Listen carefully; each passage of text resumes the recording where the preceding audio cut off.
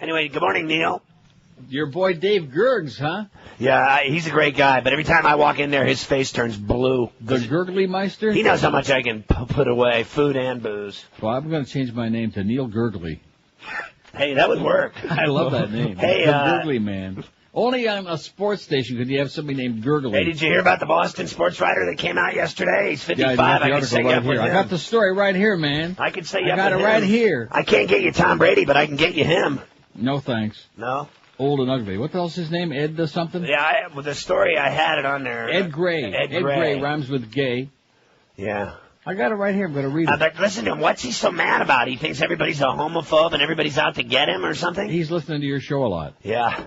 Well, then he's so anyway, I have a real dilemma today. We're going to take a preliminary poll on it because Moe is like going to such great lengths now to reach out. He's like extending the hand, the gland of friendship to us. And I don't know, because it's almost like too much too soon. You know what I mean? Take off those checkered pants. Yeah. Yeah, it's tough for me. I think it's your fault because you've turned on him so much. I think he's like reaching out. The last person he can possibly find. I mean, it's simple. I see him every day. And you don't have to. And so I've done everything I can to be cool to this guy. I've known him for years. I've told you a million times. I can't force him to be cool. Human. I can't force him to not be the way he is. I mean, everybody knows how he is. Christ. Well, what is the way he is? What are you trying to say? Other than the fact you'd love for me to start saying stuff. The bottom line is that let's just say he gets under people's skin. Yeah. And he's good at it. And you know what? Doesn't faze me one way or the other. So did John Holmes. He got under people's skin. Speaking of big D's. Yeah. No, I think I'm just from glad I'm moving in. What's his name that's playing John Holmes in this movie? What's his name? Ferrall. Anyway, oh, seriously, what the hell's, I don't even know what you're talking about. The John Holmes movie. I didn't know there was a new porno coming out. Is. He played Batman. You know, the guy played Jim Morrison in the Doors movie. Oh, Val Kilmer? Val Kilmer, that's right. He plays him, and I liked him in Salt and Sea. I saw him yesterday on Regis, and he looked like Jesus. He was fat with a beard. I saw a little clip of the John Holmes thing, and from the crotch up, he looked just like him. I'm not sure about do you think Val Kilmer's good looking? No, I don't. No? He's gross. I thought he was great in Salt and Sea as the undercover crank addict. No problem. He's all yours, man. Go for it. Well, listen, I don't go that way, but I can tell you that he's one of my favorites. Strapped on a John Holmes model, maybe he's got something really surprising for you. Yeah, I should get my girlfriend a John Holmes model and strap that on the end of my missile. I bet. No. I think that maybe you're like looking for the old, I forgot to play Bend Over yesterday for Greg Luceno. Let me just say this lastly to you. I know that we talked yesterday about Danny Heatley wrecking the car. Now, you were like... he was drunk, dude. There's no doubt. And they're going to cover up his blood alcohol test for 5 weeks. That's the dumbest thing I ever heard. Anybody that knows anything about Buckhead knows they were out drinking. It was 2 a.m. They're driving a Ferrari 90 miles an hour. Yeah. They said they had limited amounts of alcohol on them. But you were it's a bunch of bull crap. That Dan Snyder or whatever the kid's name. What's the other kid's name? He's brain dead now. He's in a coma. Is he really brain dead? Yeah, he's in a coma. Oh, my God. But they're saying that...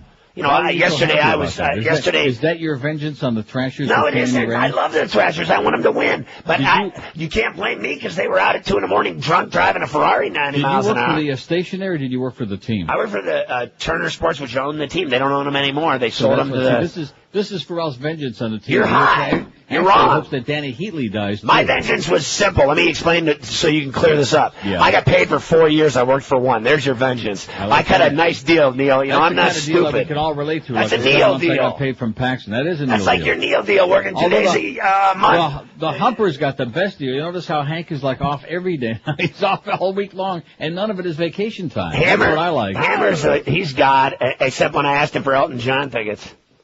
And he said... He just couldn't get them. Yeah, I love the Hammer, though. He's the best.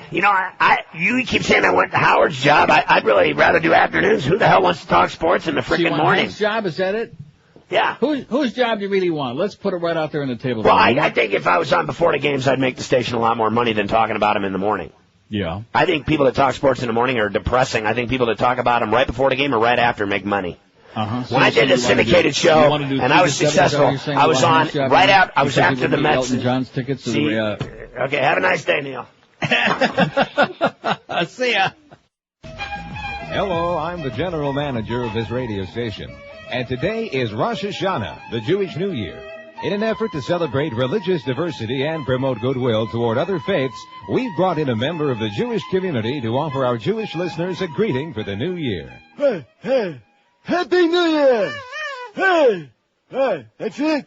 Go home. Okay.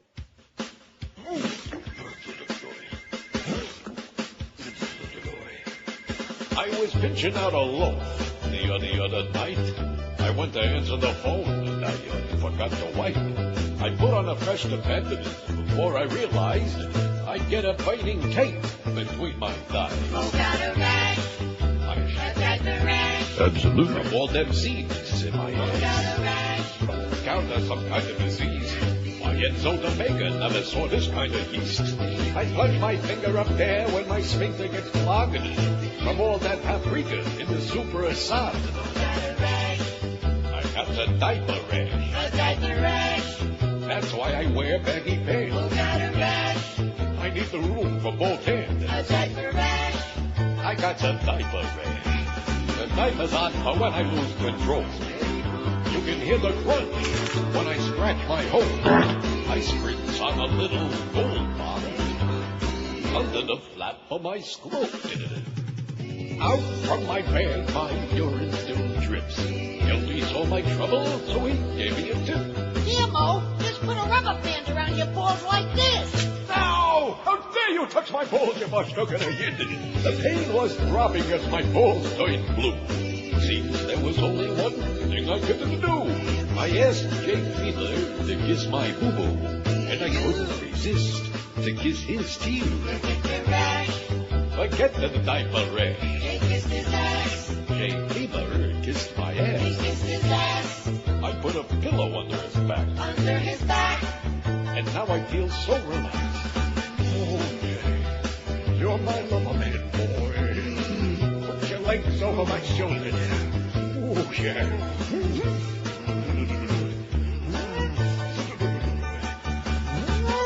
10:07 at 560 WQAM. Happy Wednesday to you. It's our big Wednesday extravaganza. We got that gigantic 1 and 2 hour, which will really be good because it'll give you a chance to watch some of that Yankee Twins game as the Yankees go down. Oh! Like I told you, Scott, they're going down, oh! down, oh! and out, down and out.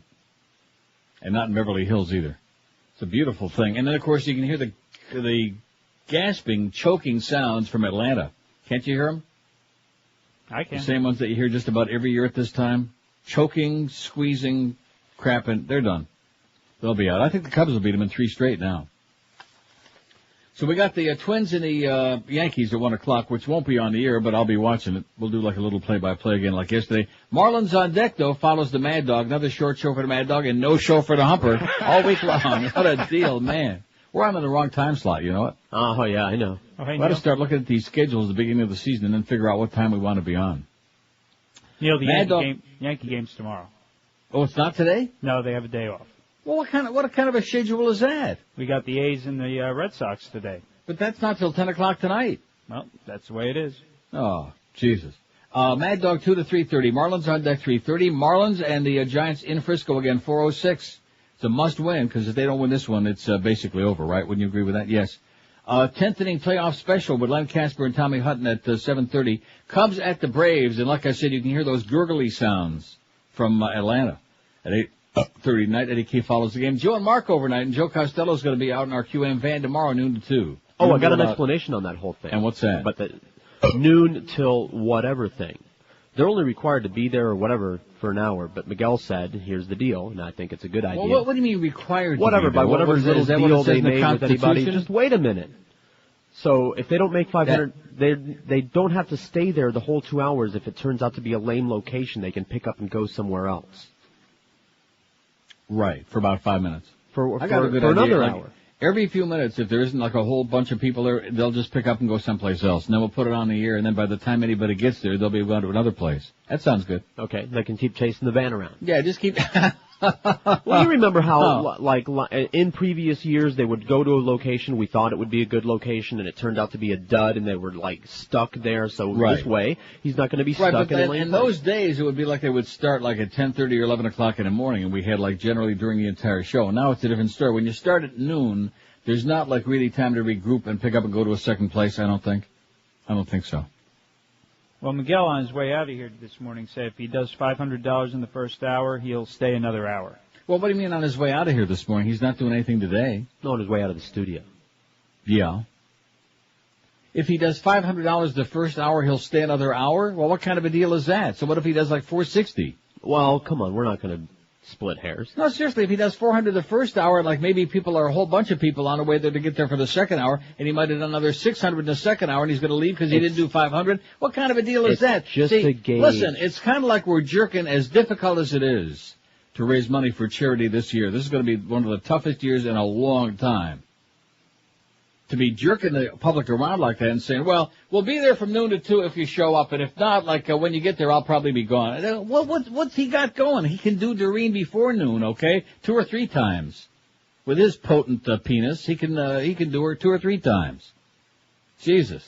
Leave her laying, gasping for oxygen right there on the goddamn promotion room floor, and then head on out of there and go do something productive for a couple of hours. Take a little breather. Take a respite from that bitch. Right? Yeah, sure. No, well, wouldn't you be porked off if you showed up like 20 till 2 if you drove from like Homestead all the way up to where we're not going to say what's going on the air. Yeah. Well, suppose you drove all the way from Homestead and like 2 minutes before you got there, I came on the air and said, oh, well, it wasn't too good, so Miguel took off. Sure. Because they're going to drive all the way from Homestead. Right, or wherever the hell you came from. Not all of our audience is in Pompano Beach, thank God. We got a few people under the age of 100. How many we got? About 30, man. Well, we got some. I mean, there's nobody lives in Pompano Beach who isn't at least 90. They're all at Winmore, and what's that other craggy old place up there? Cemetery Village. Is there a Cemetery Village up there? Probably. I don't know, in Pompano, there's 2. The median age is death. Just look in the clubhouse at Pompano Park any night. There's me and Fat Rich and Derek. We're by far the youngest people in there.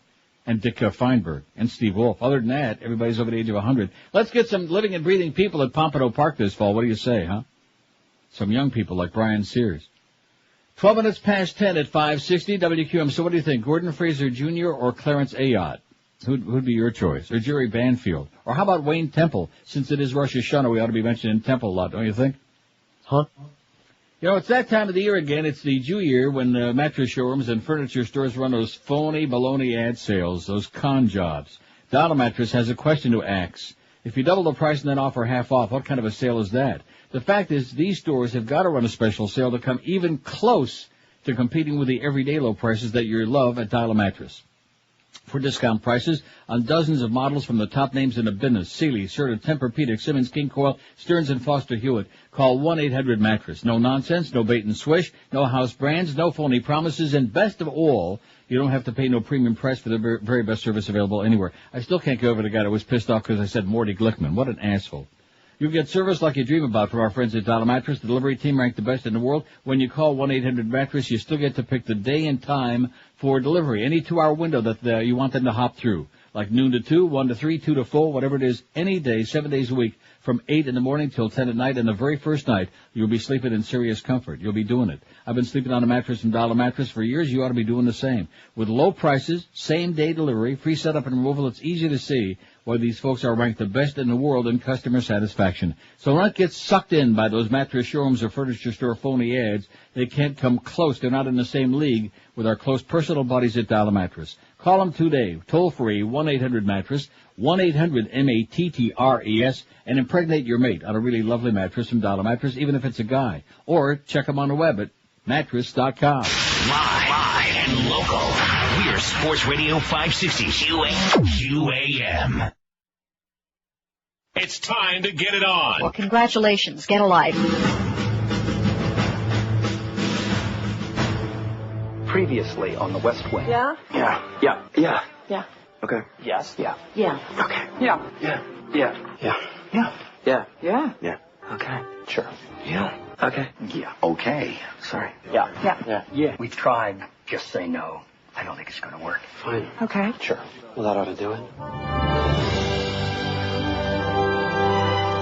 All right. 10:18 at 560. See, there's my psychic powers coming up again. I must have known somewhere in the back of my mind that spot was going to run just before we came back.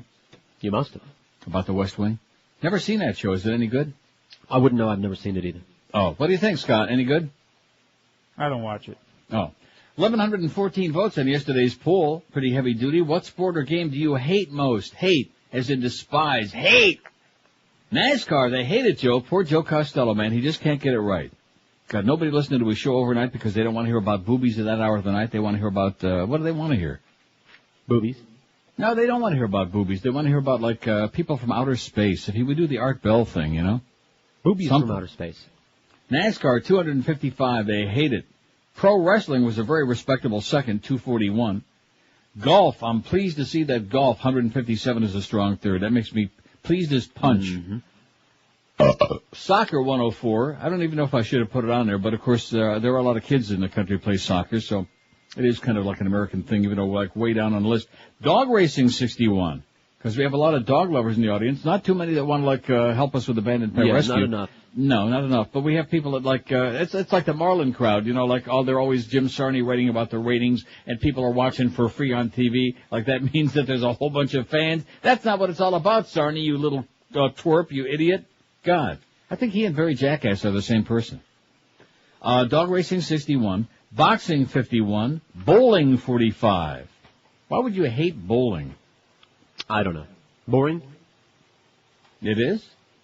Well, see, I don't watch bowling. I haven't in years, although I used to watch it back when Carmen Salvino was playing, and Buddy Bomar, and Buzz Fazio. Remember Buzz Fazio? No. And Thurman Gibson. Oh, what a mind. See, here we go again. Here's another part of my brain needs scraping out. When in doubt, scrape it out. Cleanse it. Basketball, 44. That's basically because most of our audience is white, and the basketball thing is mostly a Schwarzer thing. Hockey, 31. That's not too bad. It's pretty decent total. Horse racing, 28. Football, 28. I can't believe that there are 20, probably women who hate football because it's, takes their men away for hours and hours, and they get, like, all plastered out of their skull. I like football. That's probably not a bad idea, though, because if the guys get plastered, they don't realize how ugly and skanky and smelly some of them broads are. Highlight, 27. Baseball, 24, and tennis, 18. Now, see, if you were to look at this, you'd say, oh, see, baseball's more popular than football. No. No chance. No way, Jose. Oh, no, a Catholic priest in San Antonio, Texas, faces criminal charges after allegedly exposing himself to an undercover police officer in a public park restroom last week. Just the start. Reverend Jerzy Sejniski, some Polak, 52, was arrested Friday afternoon on a charge of indecent exposure. He was later released on bond. Maybe he was sprinkling gold bond on it. Or maybe he just took a powder. The priest will be placed on administrative leave by the Archdiocese of San Antonio while an investigation is conducted. Church spokesman Deacon Pat Rogers told the San Antonio Express News. I wonder if he's akin to Deacon Dolson. And, now, how many of these have you got? How many of these stories? About 30, man. Christ almighty. Oh, Jesus. Did I finish the poll? No, I never even finished it. Let me finish my poll, and then we're worried about which polls the priests are hanging on. Football 28, highlight 27, baseball 24, and tennis only 18. See, I never got to that thing about tennis, which would mean you'd think that says tennis is the most popular sport in South Florida. Anybody believe that? No. No. Like we said yesterday, the only reason anybody watches tennis is because they want to see who's playing. They want to see Anna Kourniholia. Who are some other hot female tennis players who aren't dykes? All right. There are any. Ah. Yeah, and don't tell me Jennifer Capriati, man, is she talk about tree trunks. She makes Janet Reno look like Raquel Welch. Old? I'm serious. Old. Well, she is old. Ex-pastor sentenced for sex abuse. A former pastor who led one of Mecklenburg's biggest churches. Now, Mecklenburg is where? It's in North Carolina, isn't it? I guess. I thought it was in West Virginia. Mecklenburg is in Pennsylvania. I think Mecklenburg is in West Virginia, which is close to, I think it's in Pennsylvania. A former pastor, what paper is this from? Oh, the Charlotte something or other, but I still think it's in Pennsylvania, who led one of their biggest churches in free on bond today after being sentenced in Pennsylvania for 5 to 10 years in prison for sexually assaulting his niece. Oh, that's nice. In an emotional hearing yesterday in a Carlisle, Pennsylvania courtroom, the Reverend Lane Hurley professed his innocence, said he forgave his niece for what he called false accusations by her. He's expected to ask for a new trial on the grounds that his previous lawyer was incompetent, according to prosecutor Jamie Keating. The niece was 10 at the time of the crimes, now 16. She cried as she pleaded with a judge to send Hurley to prison, according to the Sentinel newspaper in Carlisle. Her father screamed at Hurley. Keating told the crowded courtroom that rather than forgiveness, Hurley should seek repentance for molesting a child. After the sentence was announced, Hurley posted the $150,000 bond, returned to his home in Norfolk, Virginia. So we're got like Pennsylvania, North Carolina, West Virginia. He's all over the place. Bond had been $75,000. He was convicted in May on 4 counts of sexual assault of a minor. The crimes occurred in 1997 when he was living with his niece's family in Carlisle, Pennsylvania. Tuesday's sentencing was the latest step in Hurley's long, stunning downfall. From 1984 to 94, he built Matthews United Methodist into one of the area's fastest-growing congregations. He brought in 2,000 new members, initiated a building expansion, and inspired members with his moving sermons. He was moving it. He resigned and turned in his United Methodist preaching credentials in 1994, citing marital stress, burnout, and health problems. He said nothing publicly then about sexual misconduct. He denied sexually assaulting his niece or being a pedophile. Retired United Methodist Bishop Bevel Jones, in charge of the conference in 94, called Hurley a gifted preacher, but a sad creature who was brought down by his own problems. He's a gifted preacher, but a sad creature. That's what his teacher said. Maybe he watched Creature Features with Big Wilson, you think? While eating Arthur Treacher's. Right. Oh, I hated Arthur Treacher. Yeah. He was on the Merv Griffin show, wasn't he? I don't know. Did Merv Griffin have any talent beside making money? No. But see, I like that. I respect the fact that somebody, although he didn't invent those quiz shows, he invented Hollywood, not Hollywood Squares, Wheel of Fortune. Right. Jeopardy. Wild. And what else? Joker's Wild. No. He had nothing to do with Joker's Wild. It was Jack Barry and Dan Enright, who went to jail for 21. But you don't know anything about that.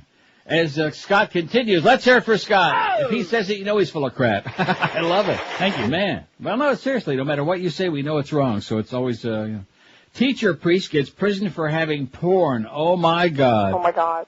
A Toledo. Well, we know where that is. It's a horrible place. Don't ever, let me tell you again, don't ever go to Toledo, even by accident. Don't wind up there. It's just an awful, like, kind of like industrial, filthy, nasty. And the racetrack there, I'll still say it, at, not Raceway Park. I guess it is Raceway Park. And they're thoroughbreds. I went there one time with this idiot who's now dead from coke. But at any rate, the jockeys had bandages, not just the horses. It was the only racetrack I've ever seen where the jockeys had brace bandages. That's how crippled up everybody was. A Toledo Roman Catholic lost $500 that day, by the way. A Catholic priest and high school religion teacher was sentenced to 21 months in prison in U.S. District Court yesterday for possession of child pornography. See, I tell you when I lost my ass, I don't lie like all these other gamblers on his station. Oh, I hit the pick six, I hit this. Yeah, hit yourself in the head and wake up. You lying bunch of bastards.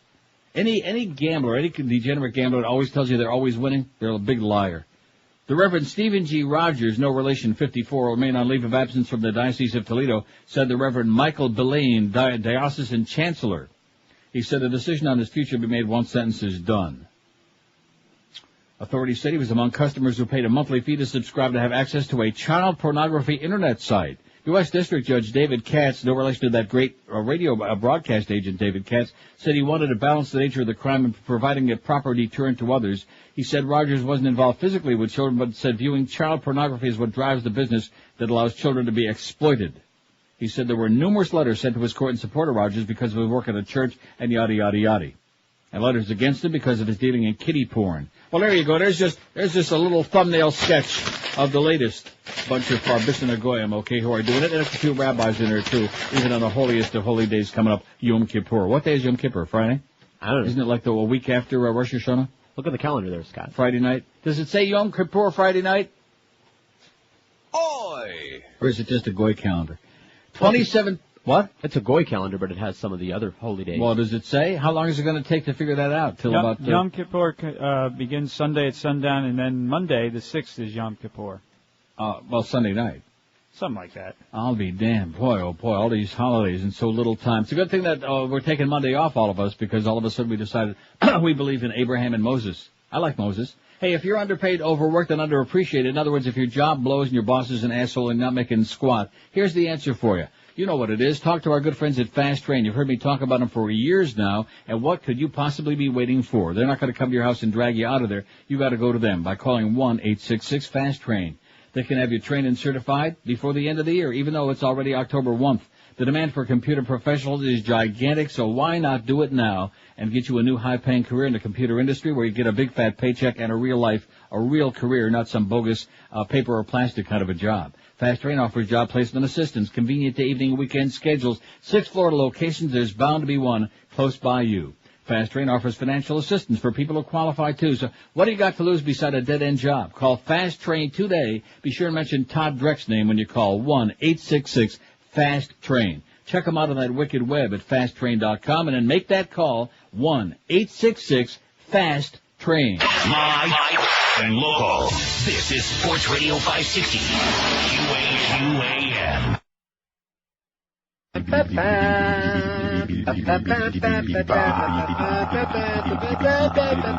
I'm Ted Koppel, and this is the final edition of Nightline. You've probably noticed lately that, much like all other news organizations, we've been featuring only weak puff pieces. But tonight, we're going to break away from all that. We originally scheduled a tour of Michael Jordan's bathroom. Instead, we have with us the father of Taliban soldier John Walker Lind, Mr. Paul Lind. Mr. Lind, how are you this evening? Just dandy. You hired 5 attorneys to defend your son, is that correct? Yeah, he's a good boy, I think. Can you explain why he joined the Taliban? Spoiled brat. Always hated taking a bath. Why does he use his mother's maiden name? Oh, I don't know. She's the one who wanted a baby. You seem vaguely familiar, are you? I know. Everybody thinks I'm dead. That was my lover. I told him not to stand near the window. So you assumed his identity. If you want to call it that. We have the same waist size. Were you surprised to find your son was living in Afghanistan? I just thought it was a carpet store in Cocoa Beach. Yes, I see. Is that your real hair? I can assure you it is. I don't believe you. Mind if I check? Ow! Satisfied? Too much Aquanet. Blow dries out, fella. Try some dippity-doo. I'll be back with some final thoughts after this. Oh. Sissy. 10:33 at 560 WQM. Happy Wednesday to you. See, I thought when Ferrall was talking about Dan Snyder there being in a coma, and the way he said it sounded like he was on the verge of dying. Not being in a coma, seriously not good, but the article here from the Atlanta Journal-Constitution says he remains in a coma this morning, but doctors said tests so far ruled out serious brain damage. His CAT scan looked fairly good, said Dr. Sanjay Gupta. Uh-oh. Good luck, Dan. Gupta. From CNN, that asshole. A neurosurgeon who operated on Snyder, referring to computer brain imaging. It didn't show any significant bleeding. He said he also suffered from acceleration-deceleration, which results when the head is suddenly whipped forward and backward. Gupta said he was able to take some pressure off Snyder's brain during surgery, and the coma was partially induced by anesthesia. So there you go. That's the deal. He's in a coma, but he's doing just fine. I guess, I don't know. So he's not brain dead. He's not brain dead. Speaking of Moe. And here's our poll, the first poll today. And the reason I'm doing this is because I'm getting all these spy reports. I couldn't hear Moe's show this morning because some asshole had the pot turned off, and I couldn't hear the audio from the station this morning for some strange reason. Somebody was dicking with stuff. What happened there just before 10 o'clock, by the way, Scott? Was that in the other room? I have no idea. Everything was good here.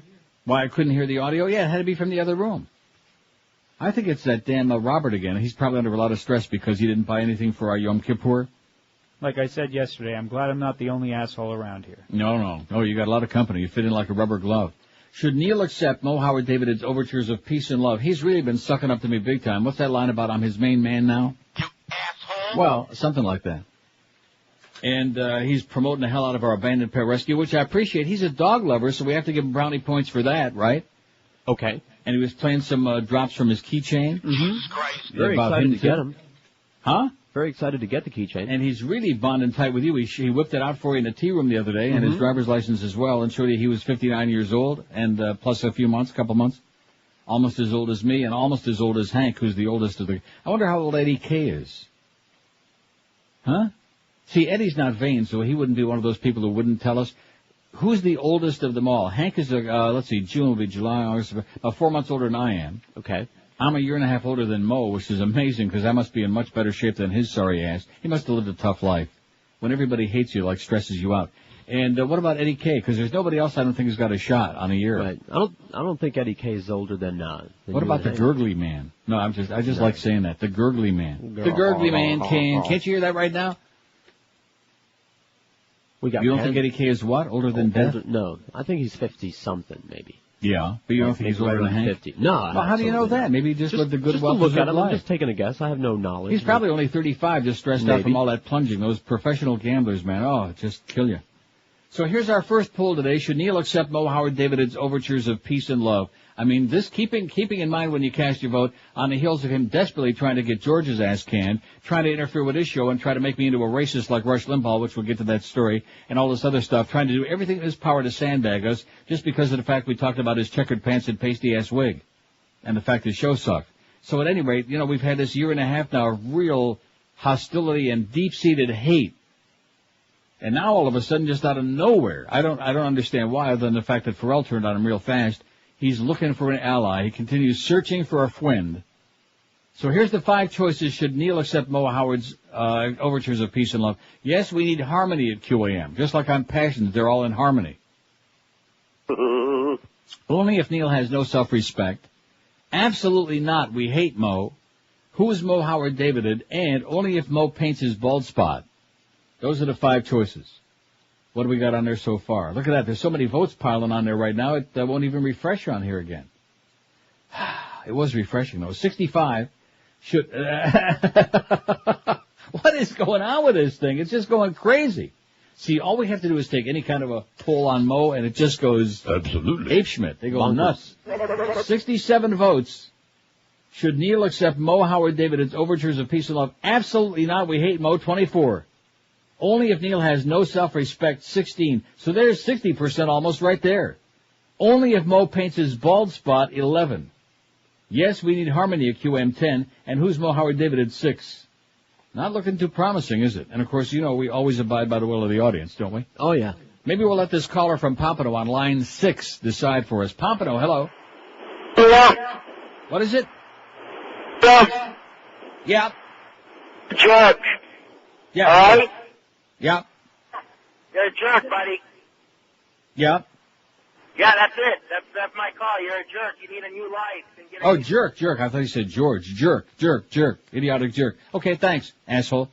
5670560, pound 560 on the AT&T. I need a new life. Now, my life's pretty damn good, to be honest with you, pal. And I'm sure a hell of a lot better than yours. Loser. Sad, pathetic loser who sits around waiting for 20 minutes on hold on some stupid-ass talk show so he can come on the air for like 10 seconds and say, jerk, you need a life, jerk. Yeah, jerk this. So anyway, the Rush Limbaugh thing, you did see that, I'm sure, about ESPN where he made the comments about Donovan McNabb. No, I didn't see it. One of George's favorite quarterbacks. Donovan McNabb's been to 3 straight Pro Bowls, 2 consecutive NFC championship games, and was the finalist for the NFL MVP award his first full season as a starter. Still, commentator Rush Herman Gering Limbaugh questions his credentials. Before McNabb led the Eagles to a 23-13 win over the Bills, Limbaugh said on ESPN's Sunday NFL Countdown that McNabb is overrated. The comment contained racial overtones that set off controversy. Now, see, most other guys have been fired for things like that who've been like in the, like Jimmy the Geek. Right. And people like that, Al Campanis with the Dodgers. I don't think that he's been that good from the get-go, Limbaugh said. I think what we've had here is a little social concern in the NFL. The media has been very desirous that a black quarterback do well. There's a little hope invested in McNabb, and he's got a lot of credit for the performance of this team that he didn't deserve. The defense carried this team. An ESPN spokesman said yesterday that Limbaugh doesn't do interviews, added that he didn't think the comments were racially biased. He was comparing McNabb's performance on the field to his reputation in the media, spokesman Dave Nagel said. Nagel said that with Limbaugh on the show this season, ratings for Sunday NFL Countdown are up 10% overall and up 26% among the 18 to 34 male demographic, which shows you there is absolutely no hope for America. ESPN hired Limbaugh for his passion and his ability to express opinions and spark debate as a football fan, Nagel said. In just 1 month, he certainly has delivered. Okay? So basically what he said is, this Schwarzer ain't so good, but everybody says he is because he's got a dark skin. Donovan McNabb. How do you like that? And probably Donovan votes the Democratic, too, so Russia hates him like poison. 20-11 at 560. Don't forget we got the official Marlins watch party again today, hopefully with a better result than yesterday. It was a pretty tense game. Giants had to scratch out a couple of runs to win it, but could have gone either way. So anyway, we got the big watch party this afternoon, 3:30 at Chula Steak 2 in Miami Lakes. Billy the Marlin Mermaids, interactive pitching games will be there. By the way, Muff didn't thank me this morning for talking, and neither did Clarence, talking Mad Dog into doing the show out there at Chula's yesterday, which I'm sure he'll do again today, won't he? I guess. Speaking of great places to eat, how about Vic and Irv's, Rochester's favorite for years and years, man, legendary, over a zillion years. Since 1934, Vic and Irv's was doing it in Rochester, right across Lake Ontario from where I'm sitting my ass right now. And now the good news for you folks is Vic and Irv's is right there in South Florida on Federal Highway, just south of Broward Boulevard and the tunnel on the east side. Vic and Irv's is kind of like a flashback in time to what restaurants used to be before the fast food conveyor belt crap. Go and enjoy a real burger or hot dog served hot, fresh, and fast. Vic and Irv's is being brought to you in Fort Lauderdale by the same people who feed you Cheeseburger. Vic and Irv's uses the same fresh, 100% ground chuck meat as Cheeseburger and offers an incredible quarter-pound hot dog. And what makes these folks different from anybody else in town is their burgers and dogs are served with Vic's signature meat sauce poured on top, giving you a combination of flavors that'll do a Kazansky right in your puss, even on Yom Kippur. If you're looking for something else to try, Vic and Irv's has got lots of great dishes, including a stupendous breakfast menu. They've got omelets cooked to your order, French toast, or is that freedom toast, pancakes, all your favorite side dishes. So go by Vic and Irv's and see what Rochesterians loved for years and what you're going to love right now. Vic and Irv's on Federal Highway, just south of Broward Boulevard in the tunnel on the east side. Don't forget him, that old Red Wing and Rochester Amherst jerk Neil Rogers sent you by to Vic and Irv's. Live and local. This is Sports Radio 560. QAM.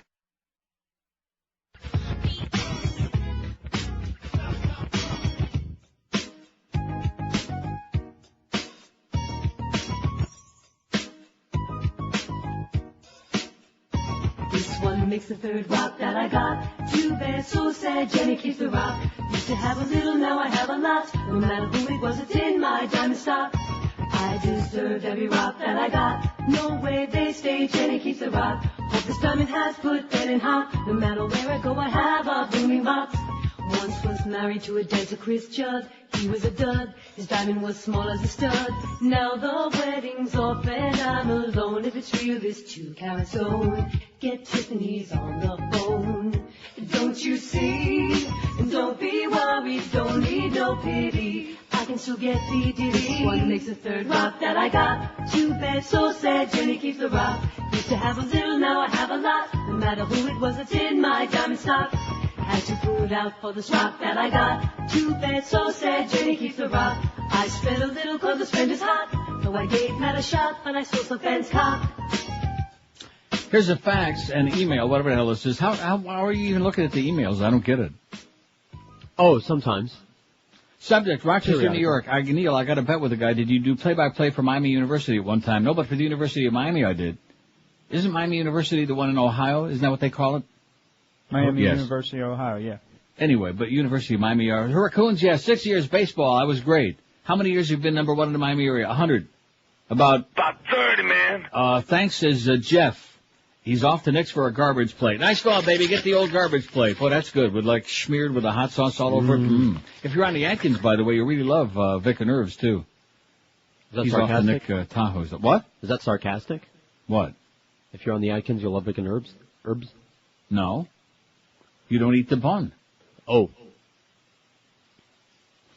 Boy, you sure don't get it, do you? No. Look at the tremendous response on the phone here. We had a one call already with some obnoxious, hateful ass. Hey, jerk, get alive. And that was it. And that's South Florida, once again, exporting their hostility and hate. It's great that we can let you vet it all the way 1,200 miles north right here to this beautiful city. It's wonderful. Sunny and going to be 52 here today, eh? It's a beautiful day. I love this time of the year. Pompano Park drops show wagers from Ed in Fort Lauderdale. Thank you, Ed. I didn't know this because my close friends at Pompano Park didn't bother telling me this. Opening October 10th for its 40th season of great harness racing without show wagering this year. Track management decided to drop the wager after show wagering counted for only 1.45% of its total handle last season. I guess so it's no more 5 across on a long shot. My good close personal friend, General Manager Dick Feinberg, said, we realize that show wagering is a tradition of horse racing, but we think it's a sucker bet for our patrons. It's not worth risking $2 for an insignificant payoff. That's the norm. I believe it drives away the novice or first-time player who thinks they're making a low-risk wager and are disappointed when their payoff is a few cents more than their investment. We also see my first bet in the game was $2.60. I bet $2 to show. I already told you this 8 million times, Eldora Jenko. Here comes Don McElmurray, the 9-horse. He wins the race. I made 60 cents. We also see the elimination of show wagering as a way to boost bets on our win and place pools, which have much higher payoffs. Yada, yada. Nice going there, Dick. Meanwhile, Ken Dunn at Calder said we wouldn't do that because, we're done. You're done, Ken. So that's what Dick Feinberg says. No comments on a Rush Limbaugh thing. Is that incredible or what? The phone should be full just on that, which we're not even talking about it, but it should. People should have something to say about that. Yeah, here's a call from Boca. Hello. Boca. Hold, we're on hold. Are we on hold? Mm-hmm. Okay, so that's 2 for 2 so far. 2 assholes out of 2. We're batting 1,000. Oh! Even Baby Ruth and Ty Cobb never did that. Even Petey Rose didn't do that, speaking of degenerate gamblers who bet 20,000 a show or whatever the hell he does. I can't. That business of going to a racetrack and just putting a stack of bills on the table. See, I'm not joking about that. He piles up a stack of $100 bills in front of him on the table like, hey, look at me. Look at this. I got some money here. Look at this. I'm a schmuck, you know. We know it, Pete. No wonder they don't let him into the goddamn Hall of Fame. You're a disgrace, Petey. Okay, make me sick. Here's Fort Lauderdale. Hello. Yeah, hey, Neil. Yes, sir. Again, not to bring history all into this. If anybody out there remembers the draft, all the people in Philadelphia were a little PO'd that they picked Donovan McNabb because they wanted them to take Ricky Williams.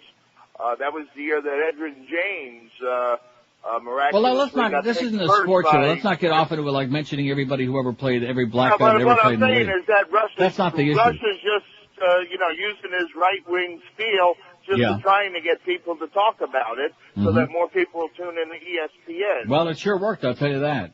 You know, I mean, if it would have been some liberal guy saying that, they would have canned his ass already. Yeah, but because the people in Philadelphia, believe me, they didn't just, let's get the black guy. You know, they wanted Ricky Williams. I mean, and I think he's kind of dark too. So. Last time I checked, he looked pretty dark to me too. Yeah. So I'm glad he's on our side. Anyway, listening, good show. Take care. Bye-bye. Okay, have a great day. Say goodbye.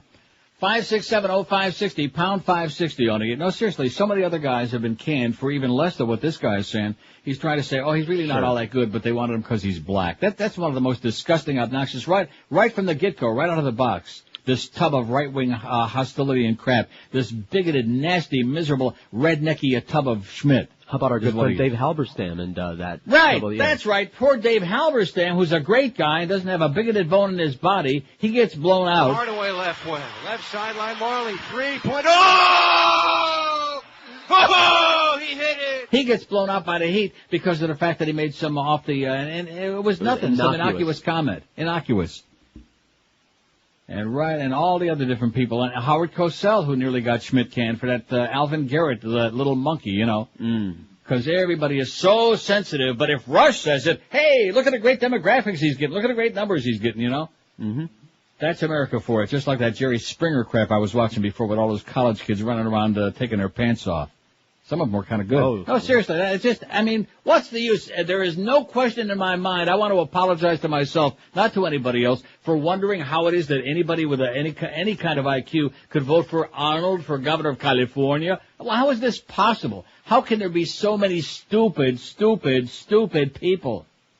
It's amazing. It's shocking is what it is. But it don't shock me no more. After seeing this. The 18 to 34 demographic, they're up 26% on the ESPN pregame show on their ratings on Sundays.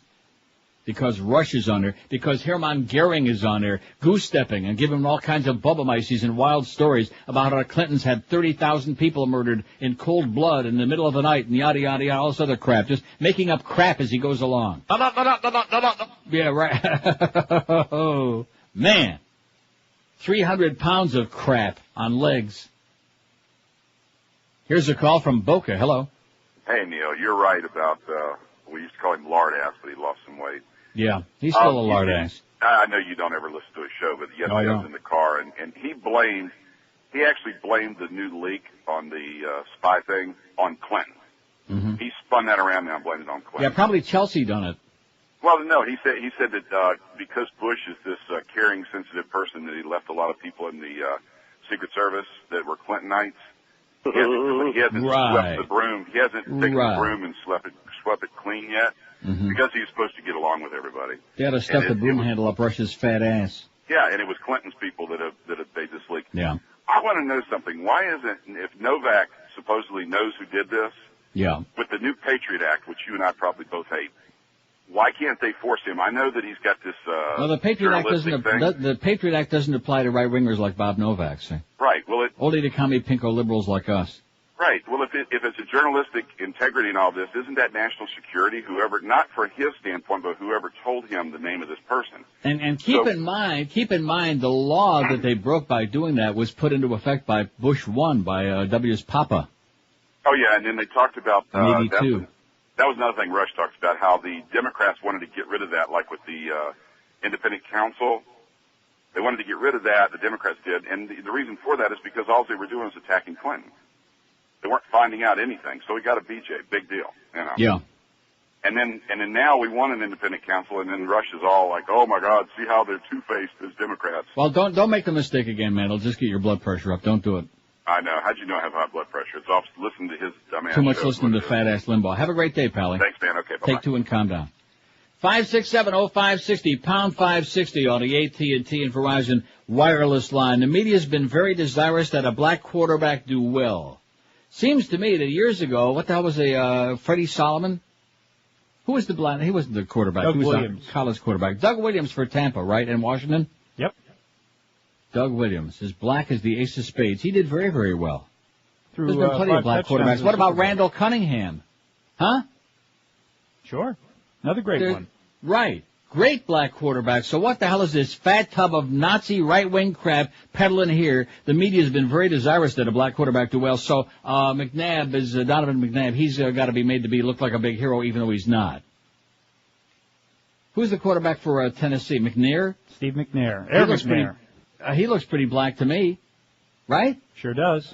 There's all kinds of black quarterbacks all over the place, Rush. Maybe if you got your fat ass out of the goddamn kitchen once in a while, out of your goddamn fast food joint once in a while, and actually watch the ball game, you'd know what the hell you were talking about. There's black quarterbacks up the ass, Rush, and that's where I'd like to stick my foot, is right up yours. Your big fat ass is what I'd like to do.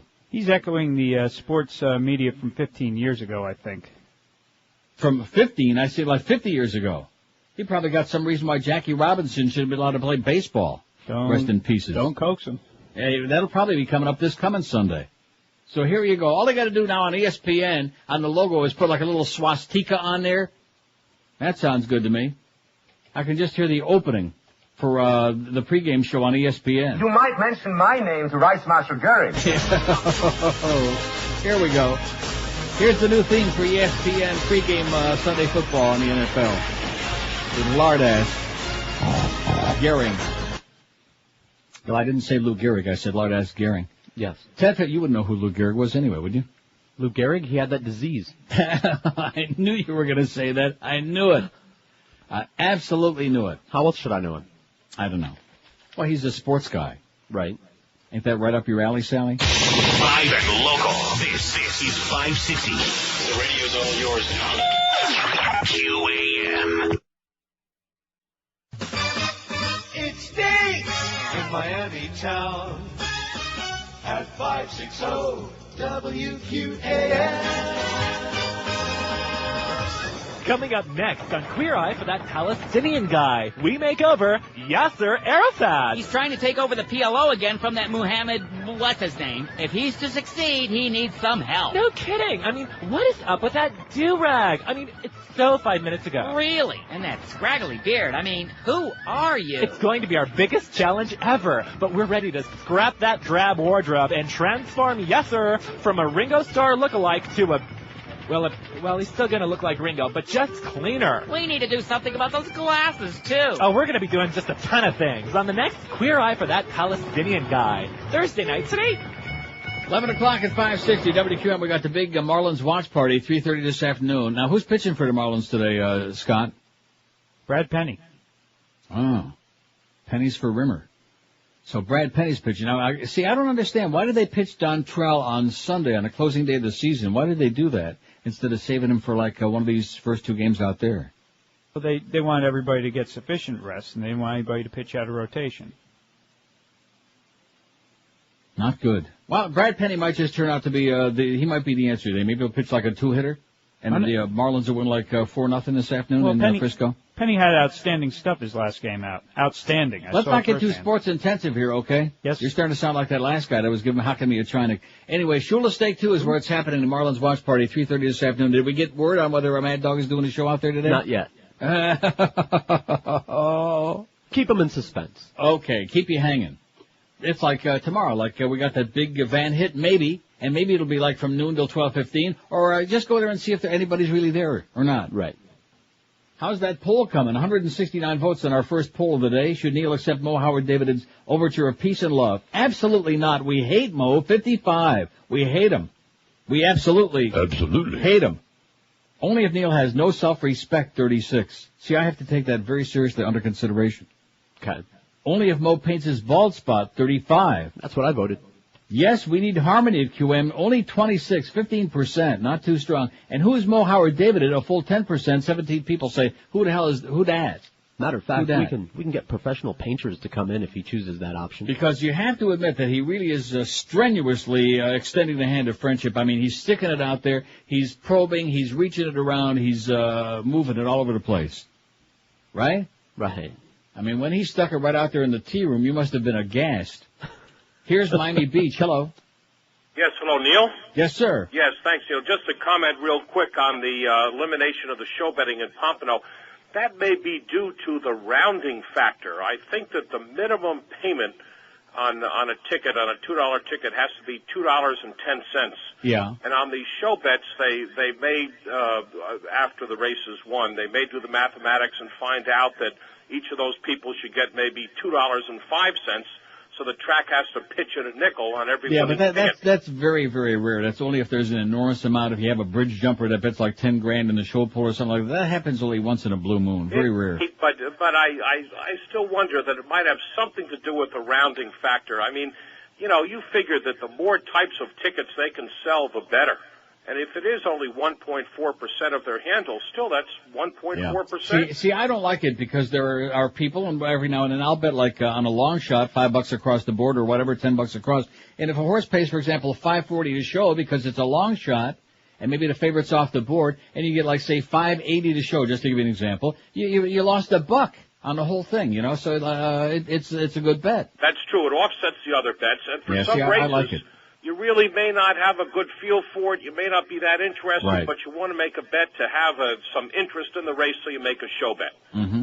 And I don't know. I guess we can't do anything about it, but it's sad to see that they made that sort of a decision. Well, I happen to agree. I mean, Pompano Park, in fact, there's spots coming up in a minute. They're good friends of mine, but I just disagree with them on this. I think show betting you should be allowed. The tradition is there for a zillion years, I think so, too. Win, play, show across the board. In addition to which, the track has got the prerogative, either in a 5-horse field, for example, or if there's a stupendous favorite in a race like 1-9 shot, they can eliminate show betting on any race that they want to. Yes, that's true. On a race-by-race, that's true. Sure. I hadn't thought about that point. That's a good one. They can do it if it warrants it. Like and they do it. Yeah.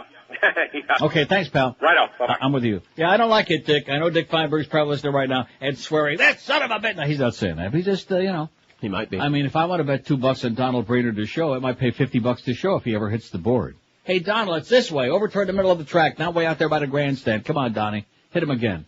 Just tip him again there, like Lucien Fontaine. We got to tip him again. 5670560, pound 560 on the AT&T. See, I have forgotten that this Jew holiday thing, Rosh Hashanah all the way through a Yom Kippur, man. It's always like a little bit of downtime. I forgot that. It's another one of the excuses in South Florida why there's not the humongous, tremendous, enthusiastic response that we love and know and expect. Yeah. Don't we expect it? No. Expect something. Here's Miami. Hello. Yeah. Yes, sir. How you doing? This is I'm Neil. doing good. Hello. Yes, sir. Speak to me. I'm doing great. How you doing, sir? I Let me just say wanted it to again. I'm comment about the doing game great. on Sunday. Yeah. Hopefully we're going to run the ball another 40, 45 times and pound it down So the what are you throats of the talking Giants. about? What in God's name are you talking about? The game Sunday. I don't care about the game Sunday, sir. It's not a sports show. Talk to the sports nerds about the game Sunday, you idiot, you moron. See, all I had to do was mention Rush Limbaugh and Donovan McNabb, and all of a sudden, which is a social issue, it's a media issue, it has nothing to do with the game itself, other than the fact that the guy happens to play the game, and Limbaugh happens to be on a show that's associated with a pregame, and this guy wants to hock me about we're going to run the ball 45 times. Run it up your ass, okay, pal? You and Ricky Williams. Well, I'm sorry. 5670560. Well, you can't mention Ricky Williams and up the ass in the same breath. He gets very upset about that. And then Dan LeBaster can write a column about it, and about how Ricky Williams is really Cuban and all that other stuff. He'll be sore. Yeah. Now, let me ask you this. If the Dolphins should win a Super Bowl, which they won't, but if they did, would Robert Steinbeck write a column and say, the Dolphins didn't win a Super Bowl, we won it, the black folks? He wouldn't write that, would he? No. See, that shows you what an asshole Dan LeBaster is, man. Have you ever seen him together with that Elliot Rodriguez from Channel 4? Same person. Professional Cubano. That's in fact, have you ever seen them and Miguel together? No, same person. Professional Cubano. Pa pa pa pa pa. Fidel. Pa pa pa pa. That's why South Florida is so full of division and hate, man. People just can't let it go already. Okay. And the hotels there were never so great in the first place. I don't give a crap what Hyman Roth said. Here's Fort Lauderdale. Hello. Yes, hi, Neil. Yes, sir. You're the greatest, man. I love you. Yes, I am.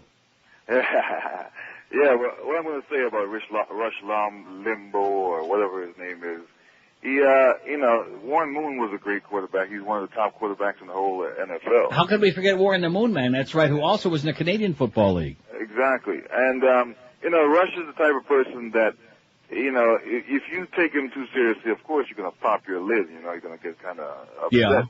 Yeah. But he's all a part of the whole spin, the whole right-winger, their he's whole spinning it, yeah. psychology thing. They're trying to just hypnotize everybody to believe in what they're saying is right. And they seem to be doing some kind of a job on a lot of these people because they seem to be, It's really interesting. If I come on here and I play a song parody about Condoleezza and say that she's a right-wing sellout and a lackey of Chevron and big oil, if I say that right away, there's a whole bunch of people who want to get me off the air. But this tub of crap can go on national TV on ESPN, and he can say that the only reason that they're touting Donovan McNabb is because he's black, and the media wants to make a black guy look good in football. Yeah, I mean, even if there are people giving them flack about it, I bet you they don't want to let it go on the media, not on the air. They're not going to say anything. Okay, Pally, well, hang in there. It's all I can tell you. Have a great day. What do you say? 567-0560, pound 560 on the AT&T and Verizon Wireless line. Don't forget, Best of Neil Van hit tomorrow, noon to 2, or noon till they give up. That rationale you were given before was so weak. Boy, that's just...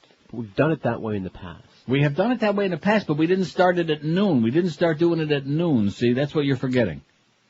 We gave people ample time so that if there was like a change in the game plan, they had time to swish gears. See, you have to have time to swish your gear.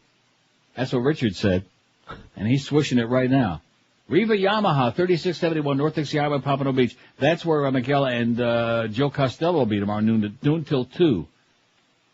And the first 5 donators get a pair of Alice Cooper tickets for Friday at Pompano Beach Amphitheater, courtey of the Real Yellow Pages. And the good news is George's DSL's working. Let's hear it. Today. That'll make Gary Sarner happy. What? Today. Don't be negative. See? You're so skeptical. I think it's going to be working for years and eons to come. You watch. Uh-huh. We'll get a daily report. I hate them. Thumbs up or thumbs down? I don't want to hear about it. Hate them. Here's Pompano. Hello. Yeah, hi, Neil. Yes, sir.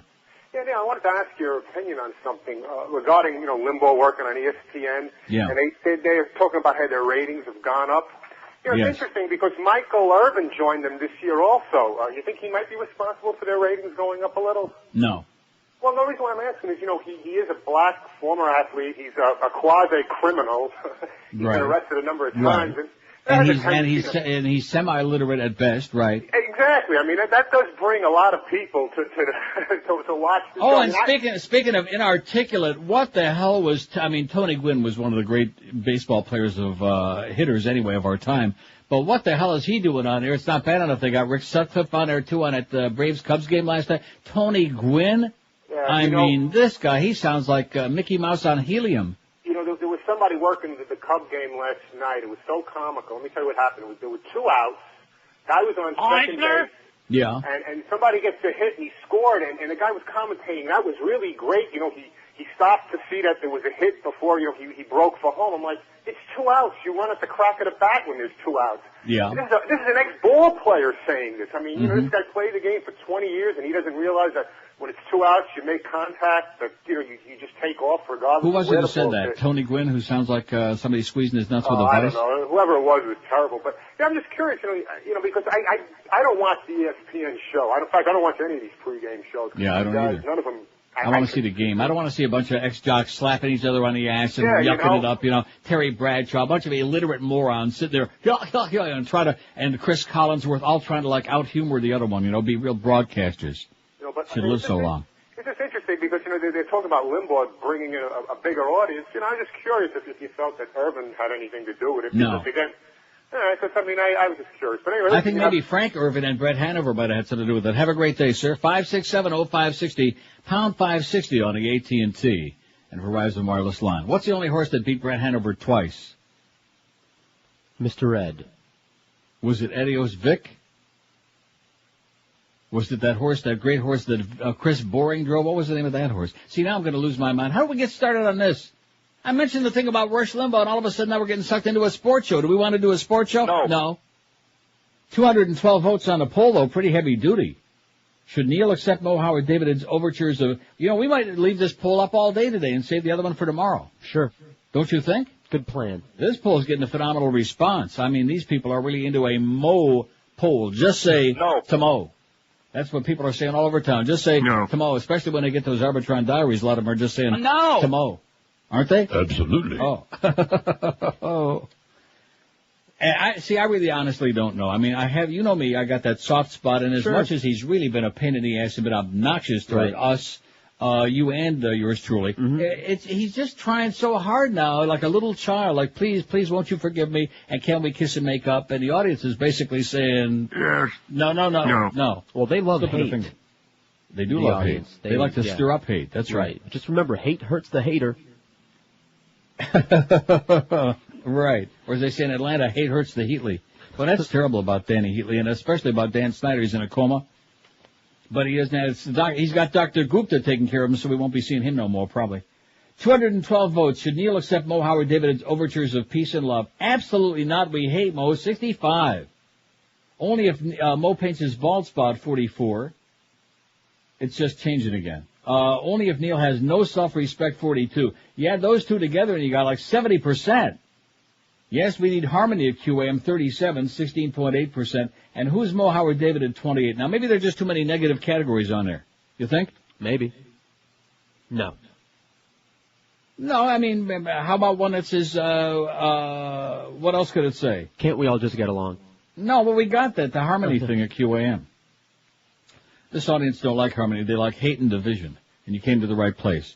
11:13 at 560 WQAM. Attention horse racing fans. Pompano Park, Speak of the Devil, kicks off their 40th anniversary season starting next Friday, October 10, a week from this Friday. Track is going to feature top-class nighttime horse racing, high-stakes poker. There's a new post time of 7:05 p.m. for the harness races, and the poker room will be open from noon till midnight every live racing day. Pompano Park is also open 7 days and nights a week with the best in harness, thoroughbred, and highlight action from all across North America for you to watch and wager on, simulcasting unparalleled in the history of the human race. And please don't forget that general parking and admission are always free at Pompano Park. They love that word in South Florida, free. New this season, a 20% increase in purses, a nightly giveaway of $400 betting voucher, and a revamped free Power Play Rewards program that gives you points for either betting the horses or playing poker that you can redeem for special gifts and betting vouchers. No show betting. And an opening night Friday, October 10th, the first 500 fans age 18 and older get a free $2 Pick 4 wager. Plus, it's Family Fun Night, a live radio broadcast and drawings to get into a money machine with $1,000 inside, and you can also win Sea Escape dinner cruise tickets, too. Lots of great stuff going on for the opening of the 40th anniversary season at Pompano Park a week from Friday, October 10. Pompano Park, a block south of Atlantic Boulevard Powerline Road. For the new race schedule or the simulcasting schedule, call 954-972-2000 or check it out on the Wicked World Wide Web at pompanopark.com. We're Sports Radio 560 QAM. This is Rush Limbaugh, servant of humanity, talk show host, hemorrhoid sufferer. Folks, at over 300 pounds, I know the agony of this kind of dilemma. Ladies and gentlemen, I'm here to tell you there's help. With new Preparation Rush and my Rush to Excellence suppositories. Now you can end the pain and itching of hemorrhoidal tissue. Just look for my picture on the box of suppositories and the applicator tube. Another fine product from OIB, the Obesity in Broadcasting Network. Speaking of pain in the ass, here's my close friend Dick Feinberg from Pompano Park. How did I know you'd be calling? Oh, that's a great segue. Ever see the two of them together? No. Rest my case. Hey, I want to answer your question from before the break. Adios Vic. Jim Dennis did beat he beat Brett Hanover a couple of times. Well, didn't I say that? Yes, you did. And the horse you were. And I could have told you it was Adios Vic. What was the Chris Boring horse? True Dwayne. True Dwayne. He beat Brett Hanover at Hollywood Park in the Classic, the only race that Brett Hanover finished worse than second in his career. And the reason I think that happened is it was one of those races that they tried to race him from behind, which wasn't his style of racing. He liked to race on the front end. Frank Irvin for some reason he changed the bridle. He wasn't, it was like this Brett's last race, and he either He went from an open bridle and put blinders on him, and he couldn't hold them. And he went a mile in record time. The problem was the race was a mile and a 16th. Yeah. He got tired at the end. He had Ronnie Franklin syndrome. Yeah, exactly. Very good. But I did call also to defend myself a little bit. But hey, listen, I'm not all bent out of shape about it. I just happen to agree with a guy that called before, that old cocker that was complaining about the show betting. I happen to like, if you got a 15-to-1 shot or a 20-to-1 shot or a real good long shot, and it's worth taking a shot at it, and you bet like $5 across the board on it, you can make some serious cash on it if it comes in. And if it comes in third, if it actually hits the board, you might actually make a couple of bucks. That's true. I've got a couple of things that weren't mentioned. One is that with our field size, which averages a little over 8 horses a race, the value is really diminished. The tracks that have 10 horses or 10 starters or more a race, I think there's still plenty of value in the show pool. And the issue of the minus pools is important to us because the way it works in Florida, a lot of out-of-state tracks and shops are uneasy taking our signal because if a bridge jumper comes in to their place and makes the bet, they get stuck with making up the difference, the nickel on the dollar. And it's not like that in other states. So we think it's going to help us sell our signal a little more outside the state. But no, it's going to be controversial. One of the reasons we did it was to do something a little crazy, get people talking about us. I think that's worked already. And we'll see how it plays out. The thing that bothers me, you bet on a long shot to show at 20-to-1. Say you finish third, you get all excited, and the 2 favorites happen to run 1-2. And you get a payoff of $2.60, or even worse, that 20-to-1 shot wins. The 2 favorites run 2-3. Then you see and you've got a show bet. It's going to pay $42, maybe $14 to place, and then $2.60 to show. You feel like you've been worked over a little bit. Yeah, or maybe if the 1-to-5 shot finishes off the board and it pays like $40 to win, $16 to place, and $35 to show because the 1-to-5 shot's off the board, made a break. That's right. Well, you can still. That's why they call it horse racing. You'll still be able to make show bets on the other 15 or 20 tracks we bring in. So, it's not like you can't make a show bet at Pompano Park. So it's not the show bettors. See, what you're really trying to say is you're trying to paint me into a corner. What a pussy trying to trap that show money this guy is, Well, I mean, it is only 1.4% of our handle. So, we think we can make more by selling the signal to more outlets out of state. We'll take a shot. We'll see how it works, and we'll get people talking about it. Like Jimmy Johnson said, we got a shot. That's right. And, the Rush thing, he started to get popular when he was right across the street from me in Sacramento at a station called KFDK, right across from the barn area where you could smell all the horse poop. And he just used to come over to the races, and on 4th of July he would be the MC for the fireworks show. But that was the beginning of it for him. He was probably was eating all them Keebler cookies from the Keebler elves and Rick Keebler. That could be, but he was like 200 yards from my office. That's where he broadcasted. And, that's where all that stuff. That's where he got his step up. And I'll be damned. And what a bad day that was for the world. I'll tell you that. So we can not only can we blame you for eliminating the show betting at Pompano Park, we can blame you for giving Rush Limbaugh his start. That's right. We gave him a leg up, as they say in the horse racing. Yeah. Yeah. That's well, it wasn't really me. It was I had no choice over that. It was the state fairgrounds in Sacramento thought he would be a good representative. Well, he was no Steve Orrington, I'll tell you that. No, he certainly wasn't. We'll get Stevie back here at Pompano in a couple of years as soon as we get the slot machines. He was no Gene Vallandingham. Wait. Have a great day, Dick. We'll see you. Bye-bye. Bye-bye. Oh, when I start throwing them names out, George just his innards start doing all kinds of wild things. I'm sorry, I didn't hear a word. I'm good. 5670560, pound 560. We're doing a sports show today. Oh! Sounds like it, which is, once in a while, why the hell not? We'll do whatever the hell we want. It's pretty damn entertaining if you ask me. If you ask Dick, he'll tell you the same thing. Anyway, how's Moe doing? Not good. Not good. We need Harmony at QM's only got 15.6% out of 255 votes. Absolutely not. We hate Moe, 76. Only if Neil has no self-respect, 52. Only if Moe paints his bald spot, 51. Doing poorly, Mo. Absolutely. Not well with this crowd. Here's Fort Lauderdale. Hello. Keep making excuses. Okay, keep making excuses for being an asshole and whispering on the air and for having no life. Keep making excuses. Schmuck. Blow it out your ass, idiot.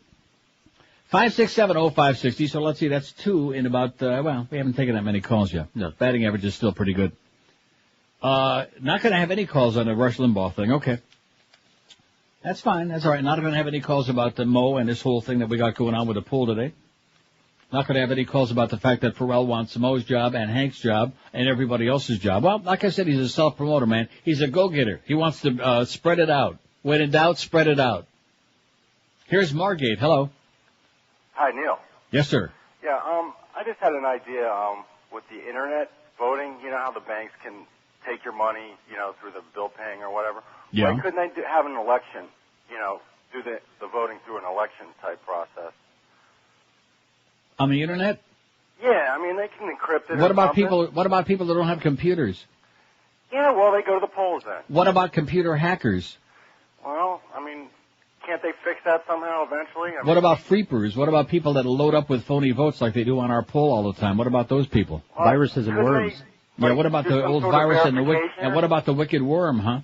Yeah, well, couldn't they do like a verification, like a PIN number? Or, I mean, they can take your money, but they can't get a proper vote. You know what I mean? Yeah. Well, they're saying now the electronic voting is going to be even more subject to fixing than the old thing. At least with the ballots, you had something tangible to count and recount. The electronic thing, it's just a number in a machine somewhere. They can press a button and make it read whatever number they want, I guess. Yeah, that's the thought. I thought it, eventually maybe they could do it so it would work well. That's all Maybe someday when they get to be foolproof in about 100 years. Thanks a lot, Pally. Good idea, but it ain't going to happen. Very difficult to make it happen. Do you think we're ever going to have another honest election in America? No. In fact, look at all the time it's going to save. We can still have some entertainment shows on election night. It used to be pretty entertaining.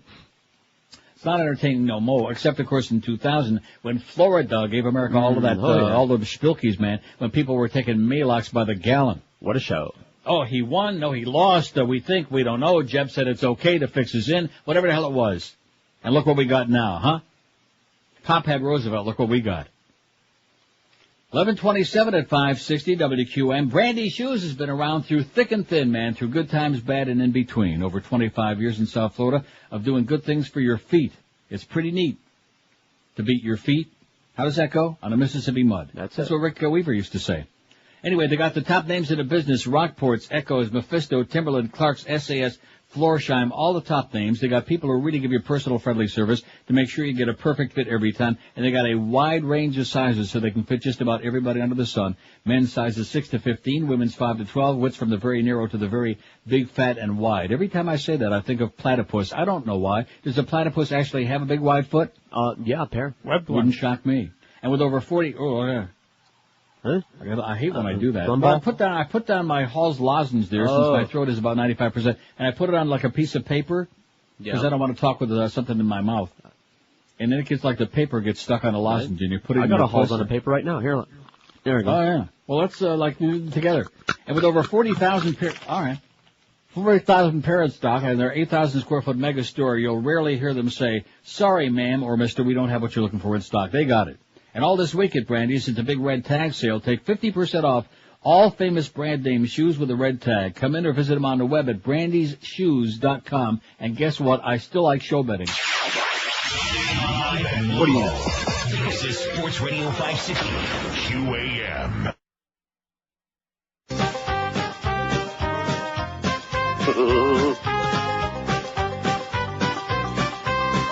Oh, we're fine.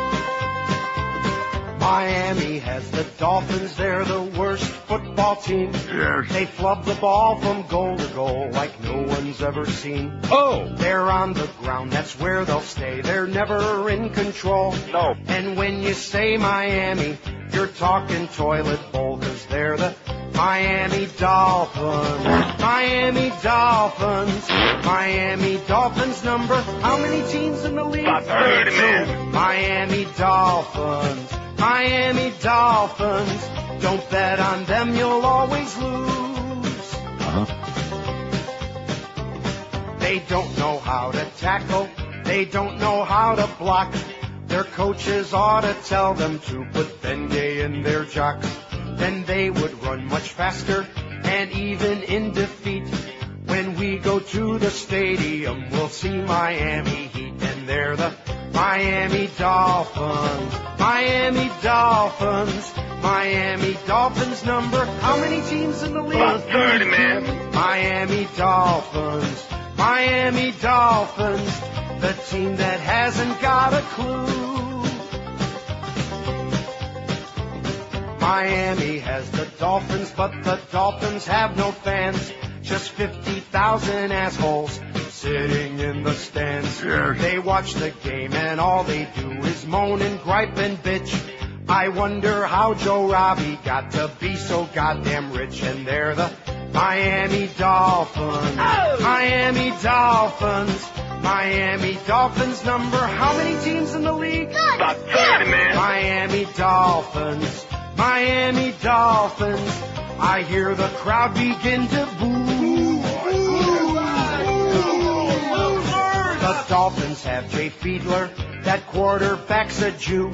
Run down the field and he will throw a pass over you. He'll never win a Super Bowl. You shouldn't be surprised. When he gets cut, that doesn't mean that he was circumcised. And they're the Miami Dolphins. Miami Dolphins. Miami Dolphins number. How many teams in the league? 32. Miami Dolphins. Miami Dolphins. Jay calls his signals in Hebrew. The Dolphins have no defense and their offense is a joke. Like George Bush eating pretzels, you know they're gonna choke. They'll always disappoint you when they're in a playoff race, with fewer points than pockmarks on Huizinga's ugly face. And they're the Miami Dolphins. Miami Dolphins. Miami Dolphins number. Oh, what the hell? 32. About 30, man. Miami Dolphins. Miami Dolphins. Miami Dolphins, now they're through. Se estuvo muriendo aquí. Increíble. It's 11:34, 26 till noon. We got to talk fast because at 1 o'clock we got our big Wednesday 1 to 2 comedy bits hour. Don't we? Yes. Yes, we do. To which we say, you just said it. All right. Right. 284 votes on the poll today. Should Neil accept Moe Howard David's overtures of peace and love? Absolutely not. We hate Moe. 89. 31.3% hate Moe like poison. Only if Neil has no self-respect. 55. That's over 19%. Only if Moe paints his bald spot. Also 55. 19.3%. Yes, we need harmony at WQM. 43. 15.1%. 15%. Say we need harmony and everybody should kiss and make up. Who's Moe Howard David at 42? Almost another 15%. See, that's a lie. They know who it is. You think it's possible at this stage of the game? I don't care what else they're listening to in the morning. You think it's possible that anybody out there don't know who Moe is? Nobody. No. You're liars. 42 liars so far out of 284 votes. That's not a good sign. Oh boy, that was a low strike. I'm all for the Cubs, but that was a low strike I just saw in there. There were some bad calls. Did you see the bad call? Did you watch the game last night, Scott? No. The double play that Chipper Jones hit into and they called him safe at first. It was fairly close, but he was out. It's a damn good thing they didn't pull that game out after that because that would have been really some countertops on that. He was out. It was a double play, oy vey. Okay? Blind men. Blind leading the blind. It's like home everything team else. gets the home call. Yeah, it was a homo call. School apologizes for Nazi display by band, speaking of lard-ass Limbaugh. Performance coincides with Rosh Hashanah. Oh, nice timing in Paris, Texas, you redneck yahoos, speaking of Rush and W and all these other Farbissina right-wingers. The Paris, Texas school district apologized yesterday for a performance by one of his marching bands, which played an Adolf Hitler anthem and waved a Nazi flag during a football halftime show. An Adolf Are you ready for that? Anthem? Anthem. Like one of the ones we got in there. Like douchebag Uber Alice. Oh, don't we have it in there? We gotta have it in there. Yeah, there you go. Like that one? An Adolf Hitler anthem and waved a Nazi flag during a football halftime show. Band director Charles Grissom. Remember Mr. Grissom? No. Charles Grissom said the song and flag were part of a musical performance called Visions of World War II. It was performed at a Dallas high school Friday, which also just happened to be Rosh Hashanah, the start of the Jewish New Year, one of the holiest days on the Jewish calendar. How do you like that? Oy! The performance is an attempt to factually portray the history of WW2, triumph of good over evil, and to honor our veterans for their sacrifices, ensuring freedom throughout the world, Grissom said in a statement. He added later that he made a major mistake in judgment. Absolutely. Absolutely. Yeah. The performance was greeted by heavy boos at the Hillcrest High School in Dallas, and several objects were hurled at the band. How do you like that? Even in Dallas, they said, "Hey, you Farbissina right-wing Nazi bastards, Coxahois." Boo. They didn't know what it meant, but they said it sounded good. Show included the flags of other nations fighting in WW2, such as France, Britain, U.S., and Japan. The flags were waved twice as a musical selection from each country was played. I bet you they didn't have a bunch of people running around pulling their eyes apart like slanty-eyed things, you know? I don't think so. Oh, I know what you're saying. Like this. About the jet. That's what I was doing. The Paris School District issued an apology to Hillcrest High, and the Dallas School District said, Paul Trull, the superintendent of Paris Schools, "We regret there was a misunderstanding. We strive to be sensitive to the feelings of others and are always willing to amend our actions when we fall short," Trull said. The band will still perform the musical composition, but it will only have the U.S. flag on display, not the swastika. Paris, Texas is located about 100 miles northeast of Dallas, scene of the assassination of President Kennedy. I just mentioned that in passing, too. Home, of course, Texas of W, our commander-in-thief. How do you like that? Swastikas, and you wonder about this? The creeping fascism, man. What did I tell you? Huh? It's not a coincidence. This story, Arianna Huffington quit in California, by the way. She urges to defeat the recall and get rid of Arnold and say goodbye to Arnold because only morons would vote for Arnold. Only idiots would vote for Arnold. Her exit from the race mostly clears the way for Lieutenant Governor Cruz Bustamante, Democrats' best hope of thwarting Schwarzenegger should Governor Gray Davis lose the recall vote. They ain't got a chance, man. They can't beat the media. Arnold's got the money. He's got the media. He's in. Arnold for governor. I think that's a good idea. Let's start picking governors for all of the states, okay? We already got a bozo in Florida. We don't need to replace the Jeb Meister. Oh, we He's could do better than that. Can we? Sure. Emilio Estefan. Emilio Estefan? Yeah. How about Emilia Estevez? Sure. Yeah. Some local celebrity. Some clown. Barry How about Jose Canseco? Sure, he can there provide you go. everybody with a piece to defend themselves with. He can keep the peace. Piece of crap.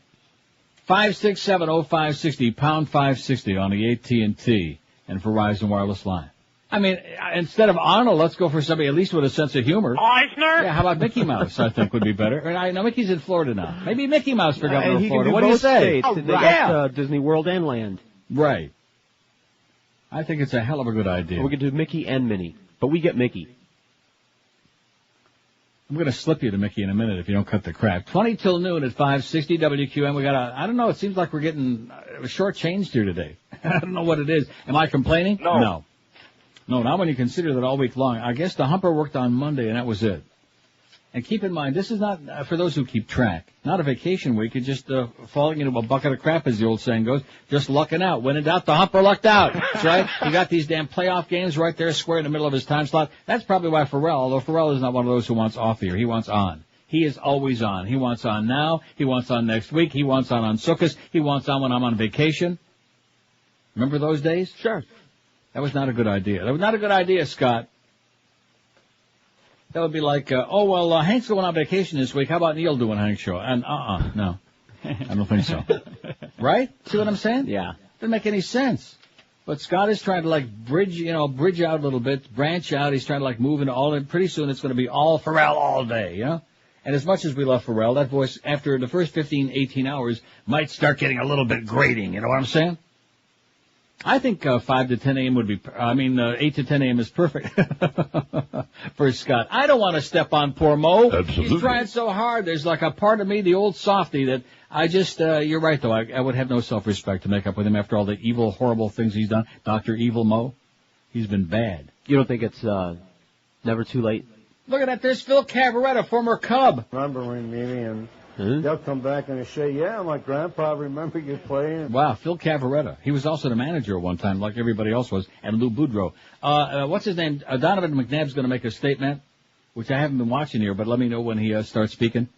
in response to what Rush had to say about him only being touted by the media because he happens to be black, and the media's trying to invent this successful black quarterback. And as we mentioned, how many did we mention? About 30, man. From Warren Moon to Randall Cunningham to like a whole bunch of very successful black quarterbacks. And it's just amazing. I'm almost speechless from this. I see the same thing here, the same comparison as Bubba and the blowjobs, and everybody was talking impeachment. We had to go through all that ugly business and waste those millions of dollars. And now we got a president got us into a war based on lies, and American kids are over there dying every single day. Your tax dollars are being flushed down the toilet every single day. And other than a couple of people with balls, nobody's really seriously talking about impeachment yet. It's freaking unbelievable. And it's the same thing with a Rush thing. You know, Jimmy the Geek said this, and this one said that. There have been a whole bunch of guys who have been canned because everybody on the national networks anyway is so stinking sensitive and uptight about racial remarks. But Rush Limbaugh, that fat lying son of a bitch, he can go on there and say any damn thing he likes. Hey, the ratings are up. It's great, you know. Piece of crap. 18 till noon at 560 WQM. If you're fat, like Rush, they just showed a clip of him. He used to look better when he was fat.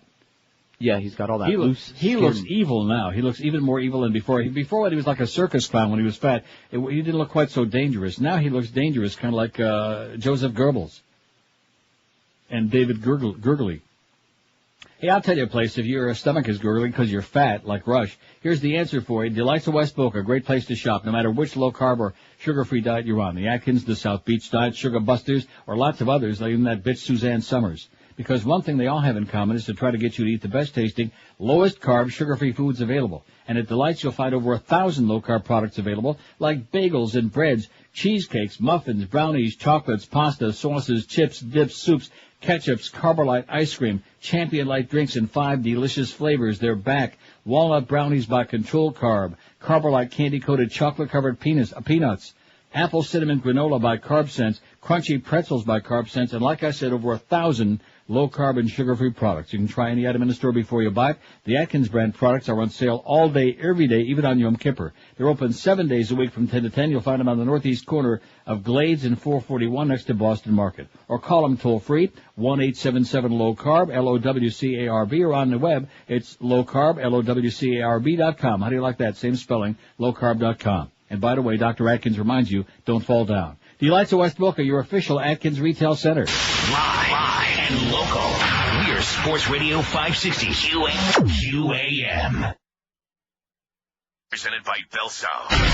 Sports Radio 560 QAM. Yo, yo, yo, let's rate Moe. Radio Big Shot. Absolutely. That's how we pass the time away in the gay old jail of ours. I'm listening to the show, and one of the morning hosts was carving up a restaurant that I think is terrific. They were talking about how he had gone to this restaurant in Fort Lauderdale, this steakhouse, Jackson's, which is, I've never been there. I've been to Burton Jack's, which is now closed. But he was saying how great it was.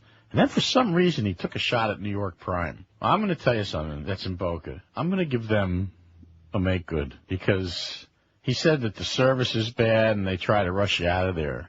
Maybe they just didn't kiss his inflated ass or something, you know. I mean, some guys who are well-known, they like to go in a restaurant where people fawn over them. If they don't get that, they get unhappy with the place. I'm going to tell you something. I have been to that place probably a half dozen times. I know a lot of people who go there. The restaurant's fantastic. And I will go out on a limb and tell you it's the best steak sauce you can get anywhere south of Peter Luger's. And anybody who would knock that restaurant has got the problem. The restaurant is not the problem. You know, we've never been there before together. Well, we'll go anytime you want to, and you can tell me if I'm right or wrong. Okay. And that place is fantastic. It's where, and you know what? It's not that far. It's if you left from here, it's less than a 45-minute ride. It's right in Meisner Park. So I'm not saying it's better than the other place because I haven't been to the other place. I'm just saying it didn't deserve to get knocked. Now, maybe he had a bad experience there. Maybe they didn't want him around that long, you know. Maybe he was a pain in the ass, you know, and they said, let's get this guy out of here, get him served, and get him on the road. Absolutely. 11:48. I wonder who he was talking about. 12 minutes before noon. Yeah, Moe, you got an awful lot of fence mending to do before we all of a sudden just start saying, okay, all is forgiven. Please come home. We're going to kiss your bald spot. We're going to, like, squeeze your bag a little bit and see what pops out, you know. Got a lot of fence mending to do. It's going to have to take weeks and months and maybe never, but he's giving it his best shot. Maybe on a fruit basket or two. Maybe, you know. That would be good, although I don't like fruit basket. I like fruit a little bit, but not a fruit basket. You ever seen a fruit basket? Yeah, as a matter of fact. Grapes? Here's a lady in Boynton Beach. Hello. Cherries? Lady in Boynton Beach. Bananas. Is gone? The lady in Boynton Beach. We put her on there. She was on line 9. We put her on right off the bat. And she was, and as soon as she said hello, I hung up. Well, no, I was like in mid. It was one of those things where you can't stop. Where I was beyond the point of no return. You were committed. Maybe she's still there. Hello? Hello? There she is. She's still there. Yes. Yes, Neil, you were talking about impeaching Bush in the Palm Beach Post the other evening, September 29th to be exact. They had an article about somebody is selling impeach Bush bumper stickers. Yeah, well, that's great, but that doesn't get the job done. Oh, I know. Yeah. Well, how do you get them out of there? It sounds like probably an election next year if they decide we still want to have one. Listen, I voted for McBride up here in Palm Beach 5 times, and it never came out. It never came out. I got Bush. So it's all fixed, and it's going to be all fixed. You're right. So, I'll see you at the border. Bring your passport. I think so. Okay. All right, bye-bye. I'll take you where we can get some good kishka and pastrami, I'll tell you that. Oh, that's what I'm going to get today for lunch. Remember I said that the other day? No, not the pastrami. I'm going to get some matzo ball soup and kishka. I never did that the other day. Oh, I was going to ask. Ask what? How was the kishka? How was the soup? You ruined pastrami for me. No, I didn't do it. Ann Coulter did it. Don't blame me, okay? Ann Coulter ruined it forever. And the fact she's got the coleslaw and all the cheese hanging too. Yeah, coleslaw and the cheese. Scratch that off the list. And believe me, that ain't Russian dressing. There's another one. 567-0560, pound 560 on the AT&T and Verizon wireless line. Moe is up to 16.3%. Yes, we need harmony at QM. He's edging up there a little bit. He's tried his best, okay? He's making a real honest effort. I give him a little credit for that. Not too much, but I do. I want to look at this thing openly, honestly. I want to have an open mind, don't I? No. Huh? I know George does, because George is like, he's got him right there, like looking him at the face. You keep having these encounters now, these close encounters. It's not try what? I try to avoid him. I had successfully for weeks on end. And then all of a sudden there you are. Maybe they're not encounters, they're advances. Maybe he's seeking you out. Maybe when he whipped it out in the tea room the other day, he was trying to send you a message, like Joey Zanza sending a message. Maybe he was trying to say, hey, Pally, take a look at this, okay? While that old pipe smoker's out of town, maybe he'd like to, take a trip up my Hershey Highway. He's got a wig there, too. Here's Aventura. Hello. Hey, Neil, how you doing? I think it's really steel wool. Yes, sir. I might be your trifecta. First of all, with Moe, I think that Moe has to come clean. He has to come into your studio and sit down and reveal whether he really tried to get George fired, whether or not he really called Joe Rose. He already admitted that to me. I already know that. No, but he needs to admit it to the audience. Because on the air, right. That'll be the day. About with Joe Rose and with George Rodriguez, everything. He has to come clean with everything. Secondly, with the Rush Limbaugh situation, I blame ESPN, number one, because it's like they're trying to make this guy mainstream. And when they try to make him mainstream, then they're going to try and make the public think that. Oh, well, they don't care what they make him as long as they can use him, manipulate him to get bigger ratings, which seems to be what they're already accomplishing. And because it's all about money, they don't give a crap what they make him as long as they can use him and his popularity to get people to tune it in. But I think it's twofold to it. I think that's true, but they have devious plans also because a lot of them are little racist Nazi Republicans in there too, so they want to try and make them mainstream. Yeah. And number two with that is that a lot of these black players in the NFL should boycott ESPN. They shouldn't go on the show, and it's like they should be the ones that really speak up. They get a little complacent. They make a little bit of money, they get complacent, and they think, oh, everything's good. But meantime, these people are in the back door trying to screw everybody over. I mean, the comment is so inane, it's so idiotic. It would be like saying, oh, well, the media's trying to make Ricky Williams look good because they're overblowing his performance because they want to make a black running back look good. It's just insanity. Well, how is that any different, really, from any other things that he said has been outrageous? It's not. And another thing, as far as the leak in the White House, as far as them exposing that, the guy's wife, that just goes to show you how, if they don't care about the lives of all these soldiers that are being killed over there, how could they care less about one woman who works in the CIA because her husband embarrassed her? Well said. Well said. All right, Neil, take it easy. Thanks, Pally. Good call. 567-0560. Randall Cunningham. Donovan McNabb is going to have a press conference one of these minutes. They promised like a half an hour ago. It's momentarily. And we'll, you see it yet? No. No, he ain't there yet. They're too busy hawking about the, what is this crap? Oh, you also the show also won. Wayne's World, that's what they're hawking about now. 5670560, pound 560 on the AT&T line. Hi, Aaliyah, hello. Yeah, Neil. Yes, sir. First time, long time. I just had a comment on Arno running it for governor in California. Yes. It really shouldn't surprise anybody. We have a history of electing people from the entertainment industry. I mean, you had Ronnie Raccoon. George Murphy. But these people weren't illiterate. They weren't like some kind of a comic book character. Yeah, well, this is what we have now. We had Clint Eastwood, Fred Grandy, and look who's president now. Wasn't elected, but is president now. Bozo the Clown. Yeah, okay. Good call. Brilliant. We also had Sonny Bono in California. So that goes to show you. 5670560. I mean, it's I can't even find the words. It just leaves me limp. It leaves me just want to jump out the goddamn window, and I'm way up here. Sad. It's pathetic.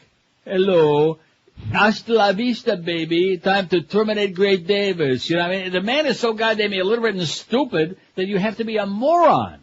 Right. So I guess what the message is that 40% of the registered voters in California, the ones that are going to show up, must be morons. Absolutely correct, sir. Absolutely. Right. I think I got my finger on it. Boy. Where's that press conference already with Donovan McNabb? I would love to see them fire Rush Limbaugh's ass off of there. Not that it makes any difference. He's a multimillionaire. He's making tons of money from his goddamn show. He's syndicated on 650 stations from coast to coast. Probably because his agent isn't like an overgrown child. Probably because he's got a good agent. I'm surfing channels feverishly right now. No, I got it on CNN. They said that they're going to carry it live. They showed the setup where they had the microphones for the press conference, but it isn't on yet. Trust me when I tell you. It'll be on there. Just don't panic. Stay calm like us. Know what I mean? Here's Deerfield. Hello. Hey, Neil. Yes, sir. I was watching TV a couple days ago. Has anyone called and commented about Rick Sanchez coming back to South Florida? Not a one. You're kidding me. On NBC6, they are going to have the Rick Sanchez show. Oh, well, we knew that was coming, but I didn't know that. Yeah. Well, I wonder what happened with I already have a homosexual relationship with Neil, so I might as well have one with you, too. Yeah. You wonder what happened with what? Hello?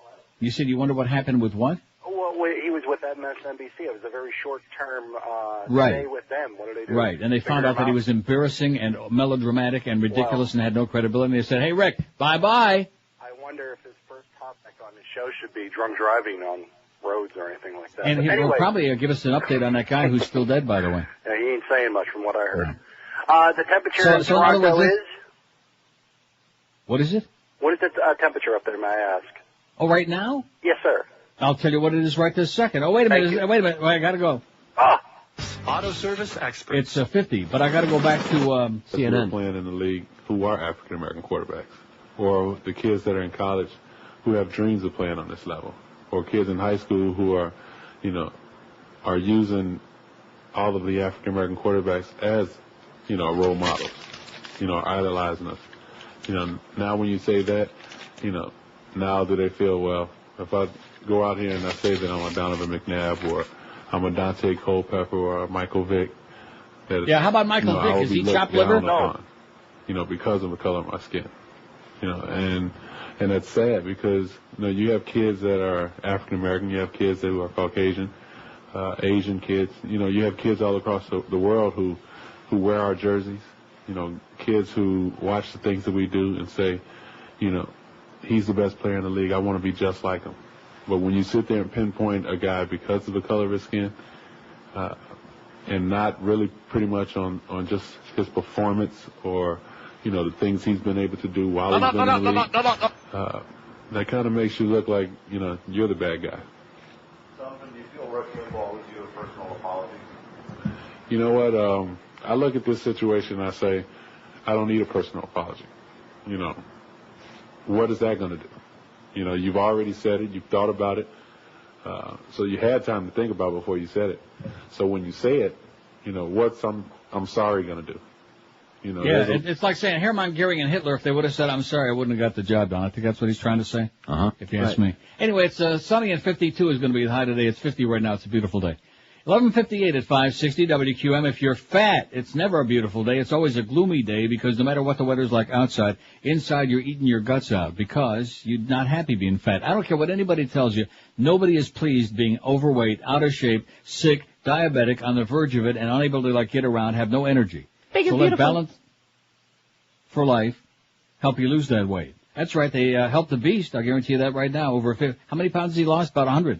No, seriously, he's lost a lot of weight, and he's been screwing around with it. You can do a lot better because there's a lot of food in that black sack. They deliver right to your door every morning by 6 a.m. 3 gourmet meals, 2 delicious snacks. You fill out the menu once a week, 2 choices for each meal and snack, and you get what you like. And everything is fresh and delicious, too. No calorie counting, no carb counting, nothing to shop for because it's all right in your black sack. And like I said, they deliver it right to you every day. So let Balance for Life help you do it. Finally, start seeing results on that scale within just a matter of days. And like I said, because there's so much food in there, it'll keep you full and happy and satisfied all day long. Balance for Life could be the answer you've been searching for. Call them today, 954-568-3229, 954-568-3229, or check them on the wicked World Wide Web at balanceforlife.com. Live and local. This is Sports Radio 560, QAM. This is Coach Don Schuler, and I sound like Bob Hope on acid. And I want to tell you, it's the 12 to 1 hour, or whatever it is.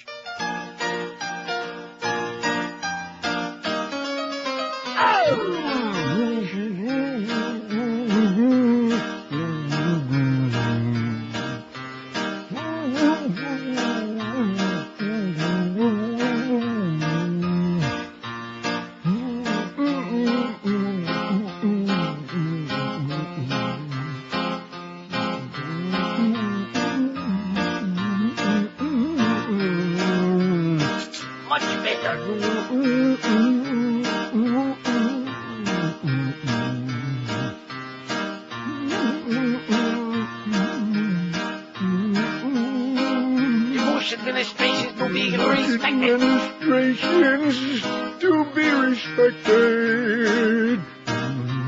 Very good. You may continue.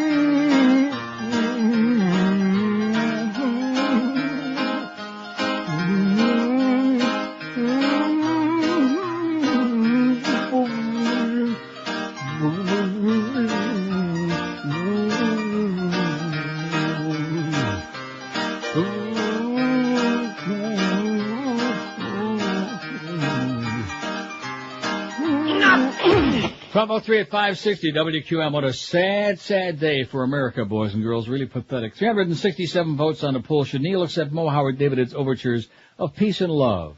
Absolutely not. We hate Moe. 118, 32.1%. Almost a turd. Only if Neil has no self-respect. 69. Only if Moe paints his bald spot. 66. Yes, we need harmony at WQM. 61. 16.6% say we need harmony at QAM. Who's Moe Howard David at 53? 14.4%. People must be like in a cocoon. Oh, see, there we go. Do you hear what I just said? Cocoon. Oh. Look at that phone, man. All of a sudden, like when noon came, they just all vanished. 567-0560, pound 560 on the AT&T and Verizon line. Hi, Aaliyah. Hello. Hello? Yes, sir. Neil? Yes. Yes, Jasper. I enjoy your show. I just heard about that ridiculous statement that Rush Limbaugh made. But, I'm glad that he came on. I heard some of it on air. He did talk intelligently about that. I mean, what a buffoon that does something like that. I just wanted to say hello to you. I enjoy your show as much as I can when I get a chance to listen. I'm a truck driver, so I don't hear you a lot because I be out of town. But every chance I get, I tune into you. I enjoy your show a lot. You have a good day, Neil. You too. Thanks, Pally. I enjoy it as much as I can, too. Some days, not so much. Well, like today, the phones are kind of like quiet, but then that's the way it is because it's the Jew holidays. Oh, see, there he goes again. 5670560, pound 5. And I guarantee you, here's my peerless prediction. Nothing is going to happen to Rush. He won't be suspended. He won't be reprimanded. He won't do a goddamn thing, okay? Because that's his trade in stock anyway. Or is it stock in bail and hammer? That's his whole deal. Is lying and saying outrageous, ridiculous things. And the difference being, he doesn't say them from a comical standpoint. He means it. He says it to appeal to that hateful, that Archie Bunker mentality, which he's a classic example of. Well, he ain't for entertainment. Piece of dreck. 5670560, pound 560 on the AT&T and Verizon line. The do not call thing starts today, allegedly. They still got their wires crossed, though, says the story on CBS News.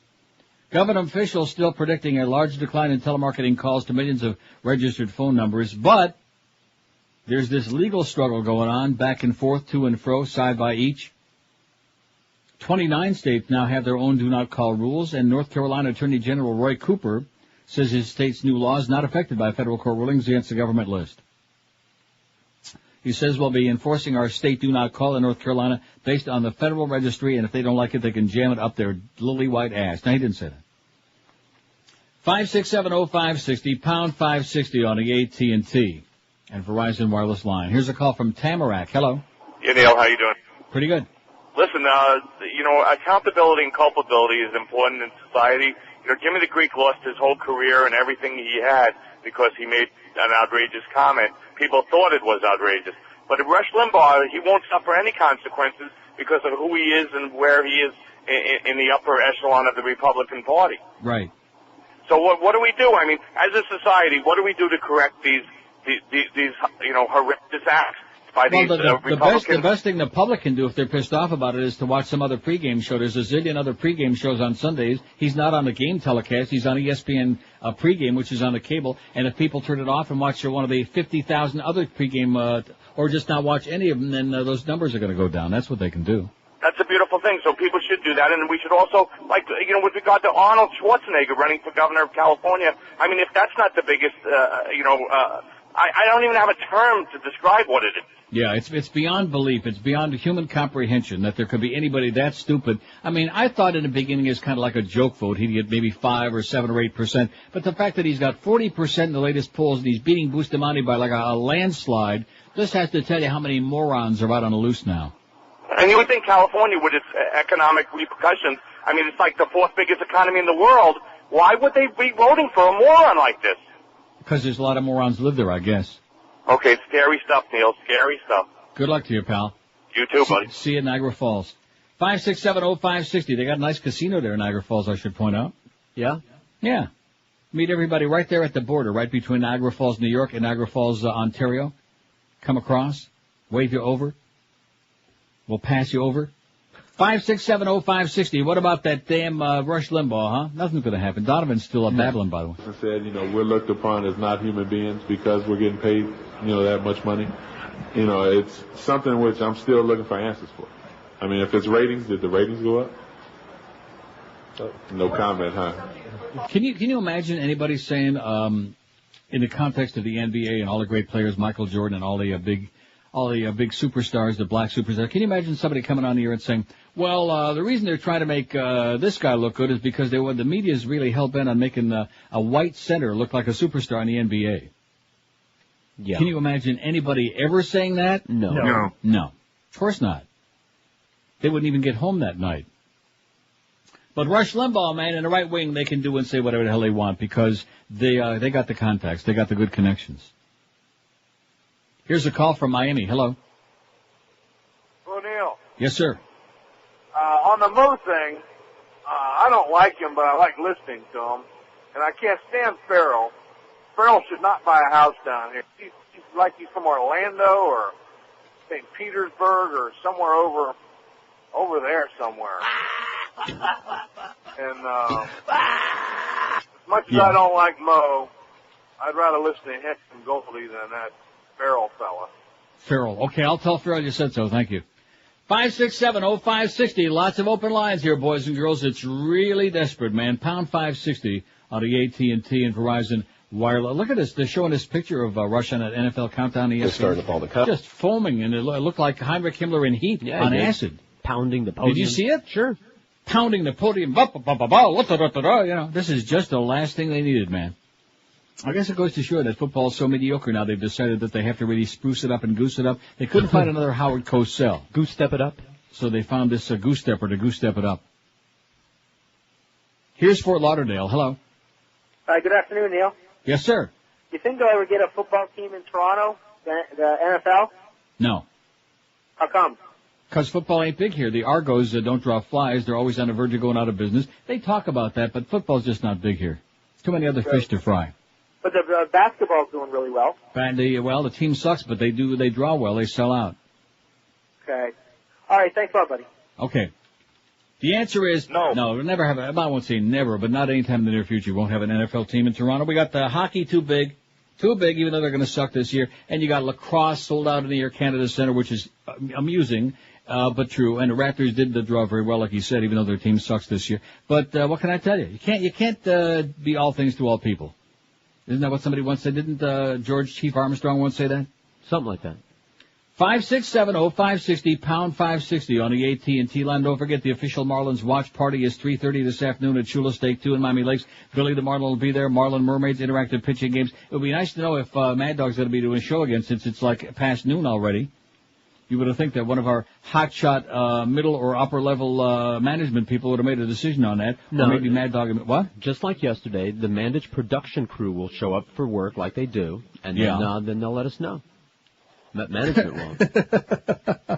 So in other words, our middle level management is uninvolved in these decision making processes. Little level management doesn't tell us. I see. So like I said, we'll let you know where the Mad Dog's going to be between 2 and 3:30. And then we got the watch party. And then we got game 2, 4:06 this afternoon, pregame at 3:30. If you're underpaid and underappreciated, if your job is basically a pain in the ass and you're not getting anywhere on it, if you're like walking on a treadmill, your feet are moving, but your life is staying in place, then Fast Train could be the answer you've been searching for. Call them today. You have nothing to lose but a really crappy, menial job. 1-866-FAST-TRAIN. They can have you trained and certified before year's end in a nifty, big-paying computer or a job. That's right. There's no better time than right now to obtain a new high-paying career because computer professionals are still in great demand. Fast Train offers job placement assistance, convenient day, evening, and weekend schedules. 4 South Florida locations. There's bound to be one nearby you.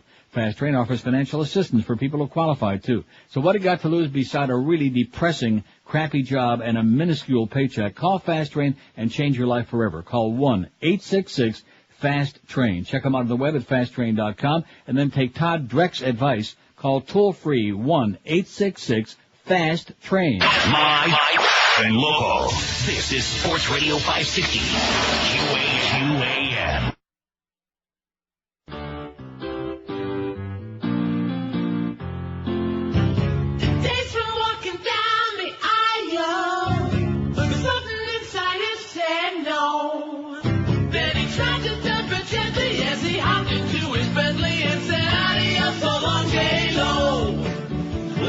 Find yourself another stroll.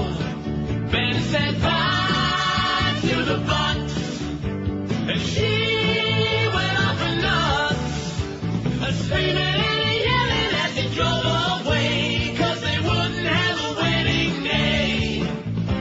He grabbed a flight to Vegas, hit all the strip clubs, and girls were grabbing his pants, they were giving Ben a lap dance. Said bye to the Bucks, and she went up and nuts. Wrecked him. Screaming and yelling as he drove away, 'cause they wouldn't have a wedding day. From the time they met in Jersey, J-Lo had him in her palm. Well, I'm the Santa Chili, the couple was touchy-feely, but the whole mess was a big damn bomb. Ben will have to go use Match.com. Ben said bye to the Bucks, and she went off and nuts. Bye, bye, bye. Screaming and yelling as he drove away, 'cause they wouldn't have a wedding day. 12:18 at 560 WQM. 402 votes on there. Not too shabby. Should Neil accept Moe Howard David's overtures of peace and love? Absolutely not. We hate Moe. 132, nearly 33%, a third. Only if Moe paints his bald spot, 73. Only if Neil has no self-respect, 72. Yes, we need harmony at WQAM, 66, 16.4%. Who's Moe Howard David at 59, 14 point some odd. So anyway, somebody mentioned this before. Ed Gray, who's a sports writer for the Boston Herald, out and proud. I'm going to read it. Do I have your permission to read it? Please, could you? Sure. He says, I didn't strike out, I wasn't thrown out, and above all, I wasn't forced out. I'm out because I no longer in good conscience choose to ignore the unabashed homophobia that is so cavalierly tolerated within the world of sports. I'm out because the silence of a closeted gay man only serves to give his implicit approval to bigotry. I'm out because I refuse to continue hiding from the truth that an openly gay man has as much right as a straight man to play sports or report on them. Frankly, I'm out because I can't come up with a single logical reason why I should have denied myself the right to live and work as openly and freely as everybody else. Nor should anyone find a reason why an openly gay athlete should be denied the right to play a team sport without fear of becoming a target of prejudice or physical harm. In the cases of both a gay athlete and a gay sports writer, homophobic athletes always come up with the same sorry excuse to justify the perpetuation of prejudice on the basis of sexual orientation, the locker room. What exactly does a straight athlete have to fear from a gay teammate or sports writer? Any man secure in his heterosexuality should not have a care in the world when a gay man is present in the locker room. He's only there to earn a living, not to infiltrate a locker room in a covert operation to convert straight athletes. There are infinitely more friendly and healthy environments in which a self-respecting gay man would prefer to explore his sexuality than a locker room full of straight guys. From the viewpoint of a sports writer, gay or straight, the professional locker room is a relatively hostile environment where too many athletes have developed an us-against-them mentality toward the media. Reporters, usually working on deadline, are only too glad to vacate the premises as soon as they're able to extract enough quotes to write their stories. Should a gay athlete be brave enough to come out during his career, he'd spend considerably more time than a sports writer in a locker room, likely causing some teammates to feel uncomfortable. Being among a vast majority of straight teammates, even a homophobic player would have to eventually realize that he's not so vulnerable that he should be intimidated by the presence of a single gay teammate. No active player in major professional sports team has ever come out, but former NFL players as Sarah Tualo, who the hell is that? Tuaulo? And who? Dave Kopay and former Major League Baseball players Billy Beane and the late Glenn Burke surely aren't the only closeted gay athletes to share locker rooms with their straight teammates. It wouldn't be surprising at all if there are gay athletes on a great many professional teams tolerated under a duplicitous don't ask, don't tell understanding. Somehow a gay teammate is only regarded as a threat if he's honest and a stand-up guy, qualities that are usually valued in team sports. In an effort to justify homophobia, some would claim that an openly gay player would become a distraction that would undermine his team. A media frenzy surely would be created by a player coming out of the closet, but how long would a gay player be such a distraction if all his teammates rallied around him for the whole world to witness? Professional athletes are role models, and a demonstration of team solidarity would send a profound message: we support our teammate and you should too. Obviously, the climate is not ideal for a gay athlete to come out when San Francisco 49ers running back Harrison Hurst can say, I don't want any faggots on my team, and New York Giants tight end Jeremy Shockey can call Dallas Cowboys coach Bill Parcells a homo without any fear of being suspended or fined by his team or the NFL. The gay community is the one minority that's still very much fair game for overt displays of prejudice in the world of sports. While inroads toward achieving equality are slowly being made in the real world, a gay man is still expected to bear the burden of shame in the sports world. He's got rights or whatever. Relief pitcher Todd Jones was quoted in the Denver newspaper last spring before being traded to the Red Sox, but he shouldn't walk around proud. I'm out, and I'm exercising my right to walk around proud, says Ed Gray. How do you like that? Ed Gray in the Boston Herald. I wonder, since he covers sports for the Herald, does he get to see Tom Brady naked in the locker room? Yes. Woo! Man. It's a perk. Oh, how you spelling that? 5670560, pound 560 on the AT&T and Verizon wireless line. And a beautiful one, too, is what I hear. A lovely perk.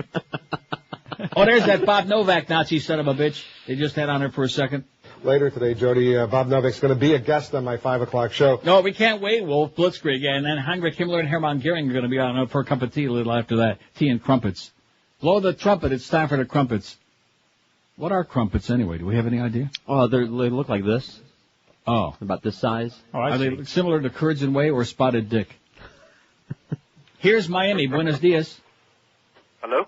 Yes, sir. Neil, hey. Yes, I am. On that telemarketing list, okay, that takes effect today, there are 11 executives that work with those telemarketing companies that are on that list.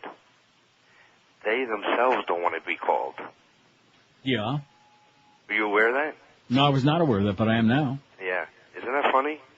themselves. They put themselves on a list. Well, who the hell in their right mind would want to be bothering getting 5, 10, 15 calls a day from assholes? Who the hell wants that? Yeah.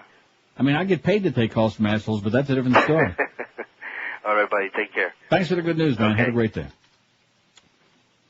Oh, look at this. Making tomorrow's pot bigger. It's a damn good thing it's Wednesday and we got that 1 to 2 hour coming, because I can see these people are like, I don't know, they're a little off their feed this week. It's the Jew holidays again, Is that what it is? It's got to be. I told you that this morning before the show. I had forgotten about that. I thought Here's the fact that says, is it just possible that the PR machine that helped install GW in the White House has used up Rush Limbaugh and has outgrown his purpose? Considering that possibility, the machine may just be allowing him to self-destruct so they can be rid of him. No, I don't think so. No. Beyond a doubt, if the Bush cabal wants a second term, they'll have to use a snow job on the American voting public the closer it comes to re-election time. I can just imagine a kinder, gentler GW the second time around, and the moronic public just might fall for it. Limbaugh's sole purpose was to muckrake Clinton out of office. What purpose does he serve now? He is yesterday's meatloaf and ready for the trash. Oh, that's an insult to meatloaf. Maybe the garbage chute was just greased. Oh, yeah. We can only try by sliding his fat ass down there. Now, here's another fact. I wonder if this is going to be accurate or not. It says, making tomorrow's pot bigger, and George wants it right now. In fact, he and Scott are going to sit around and pick out the seeds during the 1 to 2 hour.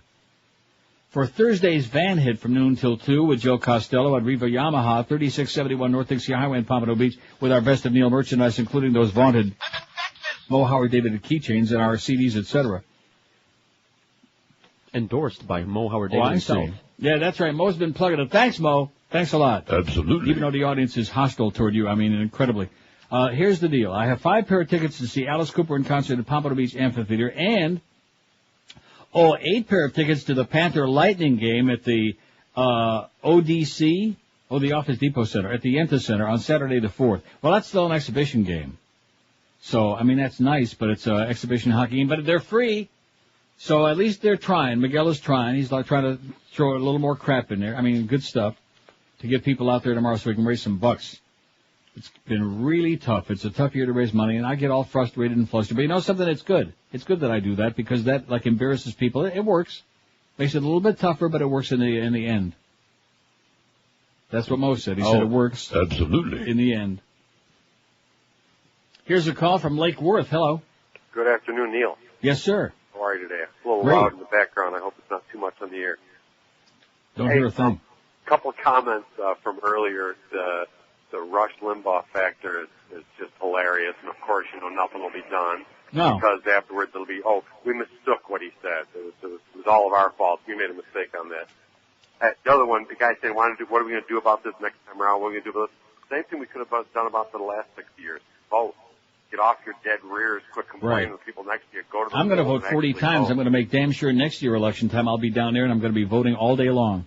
And I think the Arnold Schwarzenegger thing is no different than the supposed polls showing the president's popularity. I could be willing to bet you, just as though the popular vote went, nowhere near half the people anywhere in this country could care less for him, let alone him ever having a 50% approval rating or anything near it.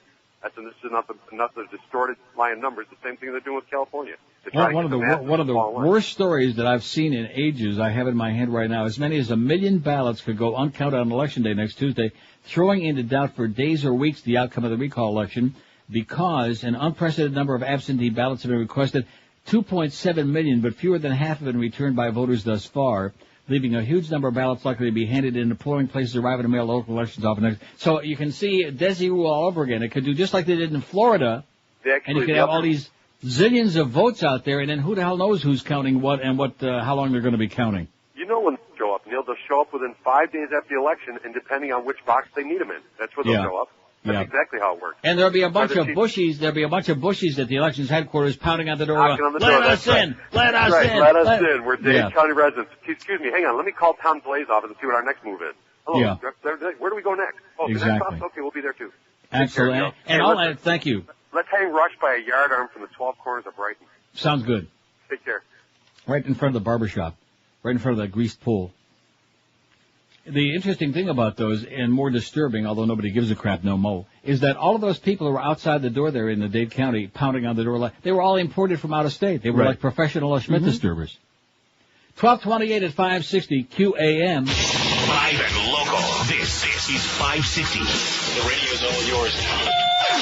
QAM. This is G. Gordon Liddy, and they don't come any worse than Neil Rogers.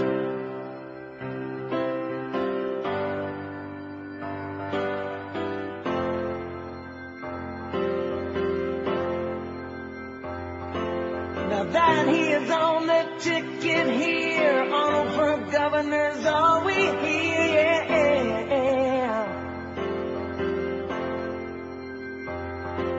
If he's voted in, there'll be a big change. You're gonna feel the burn, you'll feel the pain, yeah.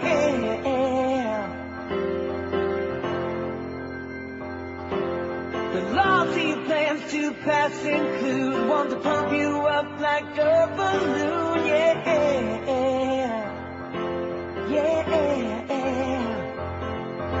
Now tell me, California, did I hear you curse? You'll all be a Mr. Universe. Even kids will get their training. The lunchboxes will all be waiting. Tell me that a vote for a movie star means sex with the heavy bars. I hope you're ready for our Governor Schwarzenegger out here. Prop 33, the politicization of the NFL, baby. That's just what we needed. Not right. They've already got, basically what it boils down to is that almost all of the black athletes, those who are even interested in politics, are like Democrats, and the white athletes, not just in football, but in sports generally, are right-wing Republicans. Not just your regular ordinary, but like born again, like Steve Largent and Jim Bunning and that ilk. And Vinegar Ben Mizell. People like that. Remember Vinegar Ben Mizell, Scott? No. Of course not. Way before your time. I know But Steve Largent. it's a sports thing, man, because you gotta be a right wing, you gotta be macho, you gotta go to those Christian prayer breakfasts, you gotta be full of crap, basically. Because they're all like, involved in, not all, but most of them are involved in all these orgies, these gang bangs, and they're like boozing on the road big time, stuff like that. By the way, did Brian Greasy ever get up? Huh? Because I kept hearing that, he had that falling down problem. I'm just wondering if he, come on, Brian, get up already, okay? They're paying you a lot of money, let's give it a shot, after, going to be a tough game for Jay this weekend. Isn't it interesting that the Marlins are playing the Giants? And the Dolphins are playing the Giants. Almost at the same time, almost side by each. They don't say that in Canada. Here's an interesting story, very depressing. Actually, it's a letter to the editor in the Spokesman Review, which is a Spokane monthly newspaper. That was my first job. What? Delivering the Spokesman Review. Age of 14. Here you go. See? I won awards. If you wait long enough, sooner or later it comes in handy. Randy and Pam Forcier, will you shut up a minute? No. Randy and Pam Forcier of Spokane write, soldier must pay for his trip home. We are usually quiet individuals expressing little about world events and politics, etc. However, we have to stand up and say something now. Our son-in-law is in the Army serving our country for several months in Iraq. He was recently authorized to return home for 2 weeks. We're grateful for this news. However, there's one catch. He has to pay for the journey. How can the government expect him to pay his own airfare? It seems unfair the government won't foot the bill to send troops home after they risk their lives for our country. They've had to leave their families struggling emotionally and some financially. Then when they do have the opportunity to come home briefly, they're expected to pay their own way. This is an atrocity. And too often there's no way some of these families can afford the airfare. Our country is spending a fortune on behalf of another country, but our fighting forces should be the main priority, including traveling home for a reprieve. We truly believe our armed forces should be rewarded with a paid visit to their loved ones. Don't you? Say Randy and Pam Forcier of Spokane, Washington, in this morning's Spokesman Review. Is that pathetic or what? Yes. God! But you see, there is no outrage in America. There's it's just like the thing with Limbaugh. It's any of the stuff. There's no outrage. People don't give a crap anymore, and that's why they're in America's in the shape that it's in right now. 5670560. There's one call on the board. Like I said, there's no interest. Here's Hollywood. Hello, Hollywood. I don't think they're even there. Hello, Neil? Hollywood. Yes, sir. How are you? Okay. Okay, I have a question for you. Getting back to the Ed Gray. Is it Ed Gray? Is that the gentleman's name? Yes. Okay.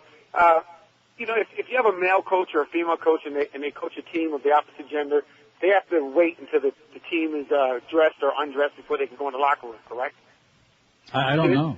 I don't know. I know that they do have female sports writers in men's locker rooms. We solved that a long time ago. That debate has been over for years. So, well, Well, my question was, should it be the same way for a gay writer or a gay member of the media to have to wait until the same sex is ready to? Did you hear what I just got to you saying, or are you like so determined to make your homophobic point that you have your blinders and earplugs in? Yes.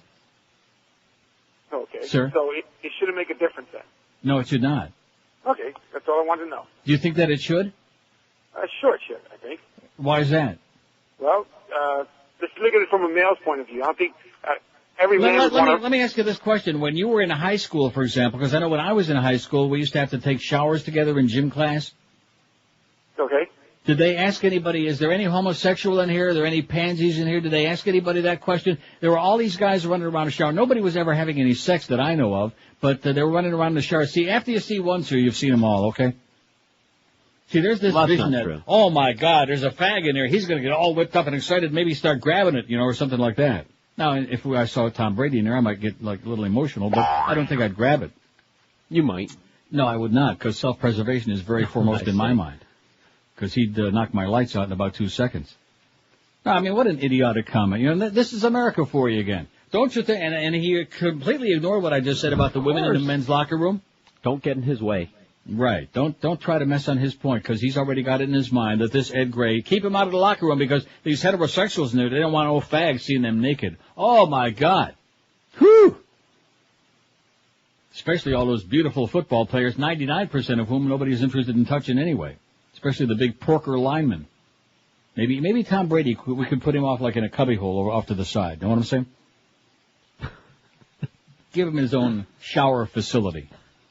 What an asshole. 5670560, pound 560 on the AT&T line. Here's a call from Davey. Hello. Yeah, Neil? Yes, sir. There's a story last week in the regular news, I think it was on CBS News, that's similar to the one you just read. When the troops got wounded in Iraq, they bring them over to Bethesda, and they were charging them for their meals. Right, yeah, so we had that story on our website, right? Yeah. Also, I find it very strange that just now your callers are starting to realize that Rush Limbaugh's a fraud. Yeah. I mean, well, how do you know just now that they're starting to realize that?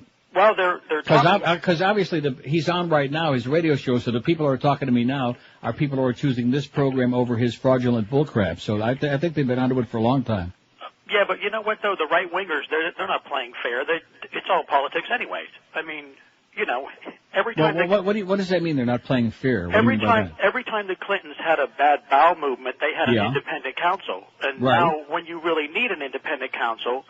The Senate yesterday wouldn't even take it up on the floor. But isn't that kind of an oxymoronic idea, right-wingers playing fair? I mean, when's the last time you heard of that? Right, isn't that the truth? Isn't that the truth? Which is right. I was just thinking during the last break, here's Maria Shriver, who's a member of this Kennedy family, and her mother, by the way. And, oh, yes, we're all for Arnold, and he's going to make a great governor of California, all this other crap. And in the meantime, even setting aside the fact that he's a moron and he's illiterate, the fact that this is part of a Republican power play and it was financed by a right-wing Republican manipulator, and that's what this is all about, to subvert the will of the electorate again. Don't confuse the Kennedy family with the facts, I guess. I mean, it's pathetic. Yes, sad. Exactly. So trying to find anybody in America who stands on principle anymore is not easy. Yeah, but the people out there, if they don't wake up, we're going to get another 4 years of this clown in the White House. And they think it really does scare me to see what he's going to do, because if we went down this fast in less than 3 years, what will we do with him having 5 more years? Come to Canada, man. Progress being made here every day. No, but I'm not joking. I'm serious. I'm not joking either. What do you think I enjoy being here for? I'm completely serious. He's a very scary man. He made the world a scarier place. Absolutely correct, sir. And the people need to wake up and get out and vote and get this guy out of there, because, he's the kind of person that if somebody would say, we're going to do this to you. Let me say this to you right now. The fact that there are millions of people clamoring for his impeachment right now after starting a bogus war based on lies tells you that the people probably are not going to wake up. Well, if they don't wake up, we'll wake up in the morning and you'll see one of our cities just destroyed, Okay, well, listen, set the alarm clock and let us know what time it's going to go off. Wake up, George. 12:42 at 560 QAM. We're Sports Radio 560 QAM. Lonely, drifting through life without direction? Then I want to talk to you about an exciting career as an Episcopal bishop. You see, the flashy hat and robe are just the beginning. There's the glitz, glamour, plenty of TV coverage, and a personally autographed 8x10 of Harvey Fierstein with every archdiocese. Commandments, schmandments. We think of them more as suggestions. 10 commandments are fine, but if you can bat 300, it's fine with us. Catching's an option, too. Or if you're into the sweet science of boxing, you can always beat the bishop. Now, if you're thinking, hey, I'm not Episcopal, how can I be a bishop? Don't worry. We have 2 bishops that are Muslim, 5 atheists, and a Buddhist bishop that'll let you rub his belly for good luck before you play bingo down at St. Latoya's.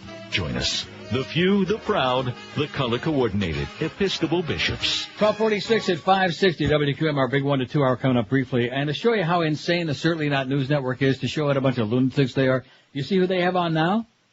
Not yet. Oh, there it is. David Limbaugh, Rush's brother, this good right-wing born-again Christian who's written this ludicrous book called Persecution. Now, see, the first question Wolf asked him, as if this is the real reason, the timing for this, that they have him on there. Well, any comments that you might have about your brother Rush and his latest flap with ESPN and Donovan McNabb? Well, I've been on a book tour. I'm out of the loop on that, so I really can't comment. I'm not a spokesman for my brother, Wolf. Yeah. And Wolf's response is, oh, well, of course, we know that your brother can speak for himself. He's not shy. Yuck. And what's this whole piece on? It's a puff piece to promote his book Persecution, which the crux of it is that Christianity in America is being treated like a disease and that Christians are persecuted citizens of the USA. Right. So here's this asshole on there, another right-wing asshole, his brother David Limbaugh, who has nothing to say about the other thing because he's been on a book tour. He don't know nothing about it. He didn't know nothing. Just like the Nazis, they didn't know nothing. How do you like that? I don't. 459 votes on the poll. Should Neil accept Moe Howard David's overtures of peace and love, which he's really trying very hard. We'll say that for him. That'd be funny. Absolutely not. We hate Moe, 155. 33.7% over a third. What do you ever do to them? Only if Moe paints his bald spot, 80. Only if Neil has no self-respect, 79. So you add those 3 categories and you got like almost 70%. Yes, we need a harmony at QAM, 77. 16.7% say we need harmony at QAM. And 68, 14.8% say, who's Moe Howard David? Out of 459 votes. Anyway, there is hope for the future, boys and girls, and his name is Howard Dean. Democratic presidential candidate Howard Dean poked fun at his fundraising success yesterday in his first appearance on the Jay Leno show last night. They showed a clip. In a film clip, Dean was shown playing a guitar on the street next to signs reading, "Your change for real change," and "Will strum for presidency." People were shown placing money in an open guitar case, kind of like you see on the Dam Rack in Amsterdam. Posted updates on his website showed Dean had raised more than $14.2 million in a 3-month period, breaking the Democratic presidential record for a single quarter set by then-President Clinton, who raised $10.3 million over 3 months in 1995. Earlier in the day, Dean campaigned in the inner city of L.A., promising jobs, health care, and a dialogue on race. At a meeting with local leaders who've long been skeptical of politicians' promises, Dean didn't call for money, but rather assailed President Bush for what the Democrats said was the government's failure to put money into blighted urban areas. The former Vermont governor also promoted his plans for widespread health care coverage and education funding and promised to work toward creating jobs in inner cities. He also supported affirmative action. We have a 400-year-old legacy of Jim Crow and slavery, and that's not going to be overcome because we all have good intentions, he said. Dean called for a national dialogue on racial issues, saying whites can be indifferent to the plight of minorities. Like Rush Limbaugh, for example. I mean, I can't stop thinking about how stupid this is because in the wake of Jim Brown and Bobby Mitchell and Walter Payton and Gale Sayers and all the great black running backs in the history of the National Football League, it would be like saying, well, they wanted to make Ricky Williams seem a lot better than he really is because the media is obsessed with making a black running back look. It's just stupid. There have been lots of very successful black quarterbacks. I forgot all about Michael Vick, who just as a pure athlete may be the best of them all, just from athletic ability. But no, here comes this bag of right-wing pompous crap, and what do we get on CNN? We get his brother there hawking about how Christians are persecuted in America. Oh my God. Wolf Blitzkrieg, if you ever put your damn bearded puss on my screen, I just turned it off. I won't watch him. I'm watching CBC. Oh, that whole question of whistleblowing. Yeah, see, they're talking about blowing on CBC. That's more like it. Oh. Yeah. That's the kind of politicians we like Bubba. Blowing. I changed on the something agenda. highbrow like Jerry. Right. Is he out again? Oh, my, he's everywhere. The President has directed the White House to cooperate fully. That message was sent. Yeah, there's too much leaking in the White House. Okay, somebody's got a bladder infection up there. Somebody's got a real serious problem. Oh, I like the guy that called earlier, the dark-complected guy called earlier in the show. He had a good point. If they don't care about all these soldiers who are getting killed over there in Iraq for no good reason at all based on a bunch of lies, what makes us think that they give a crap about the life of one woman who was a CIA operative? Why the hell do they care about her? Do they care? No. No. Here's a call from Miami. Hello. Your boy. Lady in North Miami. Hello. Gone. Did she just disappear, Lady in North Miami? She just hung up. Oh, here she is. Hi, Hello. Neil. Yes, ma'am. Good show, Yes, it is. and I agree with you. And I'm Oh, appalled it's her. that the It's government who? wants Her. Who's she? Who's her? The Chronic Island lady hates you, hates me, rips, calls Dove, calls the front office. Oh, is this all the time. crazy Yeah. Ireland lady? Island I beg your lady. pardon? Yeah, it's a crazy Ireland lady. You're right. Get some help, sweetheart. Here's Deerfield. Hello. Deerfield. Yeah, Neil. Yes, the sir. show as usual. I just wanted to make a comment about, people talking about Rush Limbaugh's racist comment. How about Scott Ferrall this morning implied that everybody's stupid except the Jews? I think he ought to zip up the... Yeah, I'm sure he was dead serious about it too, sir. Lighten up a little bit about 5 Shades, you jackass. See, one thing, Ferrall and yours truly and a lot of others, we're well known for being wise asses and comedians and all this other. Rush Limbaugh, one thing he is not is funny, okay? There's nothing funny about a big fat Nazi. Ask Herman Goering, he'll tell you. Live and local. This is Sports Radio 560 QAM. Might mention my name to Vice Marshal Goering. Okay.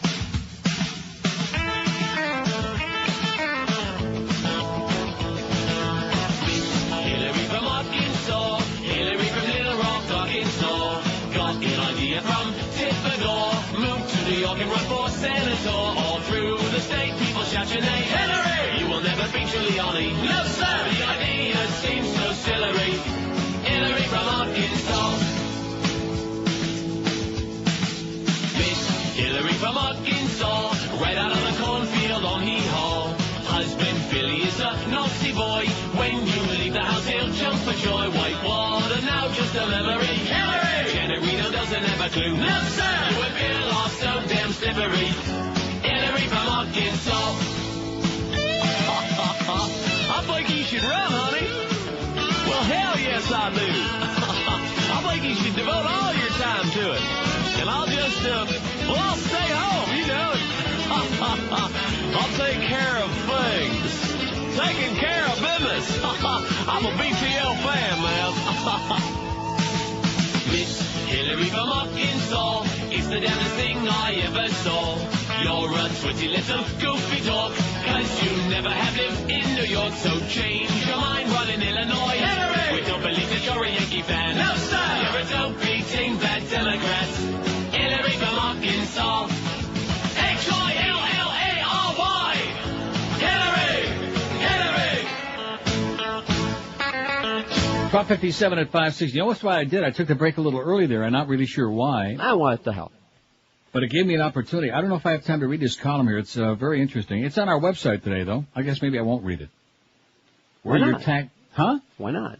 Where your taxes go, business advisors on Iraq have ties to Bush and his family. From the New York Times by Douglas Gell. A group of businessmen linked by their close ties to President Bush, his family, and his administration have set up a consulting firm to advise companies that want to do business in Iraq, including those seeking pieces of taxpayer-financed reconstruction projects. Kind of like they're reaching into your pocket and extracting your cash. The firm, Newbridge Strategy, is headed by Joe M. Albaugh. We had an article about him a couple of days ago. Mr. Bush's campaign manager in 2000 and the director of FEMA until March. Other directors include Edward M. Rogers, Jr., vice chairman, and Lanny Griffith, lobbyist who were assistants to the first president, George Bush, and now have close ties to the White House. I'm just going to read a little bit of piece. At a time when the administration seeks congressional approval for $20.3 billion to rebuild Iraq, part of an $87 billion package for military and other spending in Iraq and Afghanistan, the company's website, www.newbridgestrategies.com, says the opportunities evolving in Iraq today are of such an unprecedented nature and scope that no other existing firm has the necessary skills and experience to be effective both in Washington, D.C. and on the ground in Iraq. The site calls attention to the links between the company's directors and the two Bush administrations by noting, for example, that Mr. Limbaugh, the chairman, was chief of staff to then Governor Bush of Texas and was national campaign manager for the Bush-Cheney 2000 presidential campaign. The company website says the company was created specifically with the aim of assisting clients to evaluate and take advantage of business opportunities in the Middle East following the conclusion of the U.S.-led war in Iraq. Shall I read that last sentence again? Could you please? The company website says the company was created specifically with the aim of assisting clients to evaluate and take advantage of business opportunities in the Middle East following the conclusion of the U.S.-led war in Iraq. You can read the entire story. I left most of it out on our website today, on neilrogers.com, along with a lot of other disturbing stuff. Oh, poor Catherine Gagan, Father Gagan's sister. She's not happy with the slaying investigation. She wants more information coming out about why they left poor Father Gagan in there alone with this guy who had been sexually molested as a child, and they all kind of looked the other way while he got offed. Yeah. Well, he got off a lot of other times. He just paid a wicked price for it. Ruby of Fort Lickerdale faxes and says, Dear George, I can't call, but please tell Neil that his boy, New England quarterback Tom Brady's on the cover of this month's Men's Health magazine. Thanks, Ruby. As a healthy man. He looks real healthy to me. So what I'm going to do is I'm going to make sure that I don't read it in the bathroom, like anywhere near the showers. Okay. Follow what I'm saying? No, I don't want to get that guy in Hollywood all upset. And let me ask you this: Is Ed gay? Hello, this is Arnold. This is not a tumor. It's the 1 to 2 hour. Do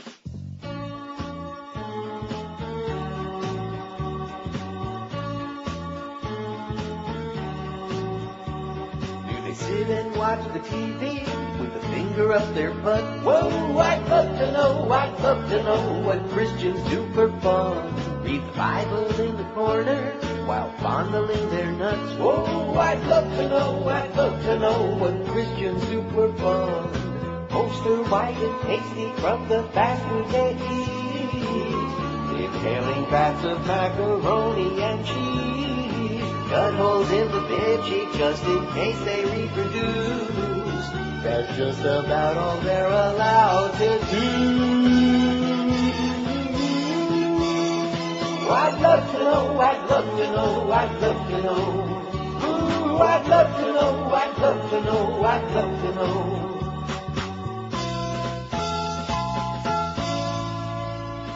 Do they get a swollen pud while cleaning out their gun? Whoa, I'd love to know what Christians do for fun. Do they polish up the fish on the tailgate of their truck? Whoa, I'd love to know what Christians do for fun. Sit and stand and eat and sit back down again and chew. And wash it all down with a 12-pack of brew. Live a life of boredom, up to heaven he'll go. God only smiles upon boring assholes. I'd love to know. Yeah, I'd love to know. Yes.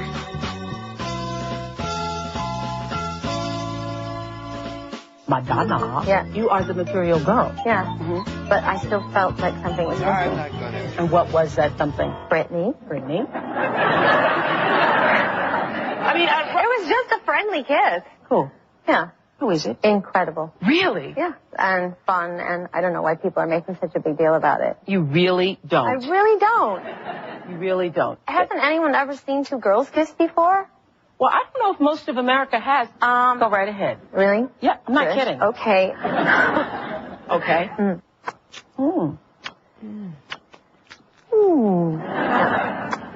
It's incredible. Yeah. It's a good thing. It's a very good thing. Yeah, it's a good thing. Hey, do you want to run faster, jump higher, and make the blind see again? What? Do you want to move like the wind, soar like an eagle, and raise people from the dead? Huh? Yeah? Then there's only one shoe that'll do. The all-new Air Jesus.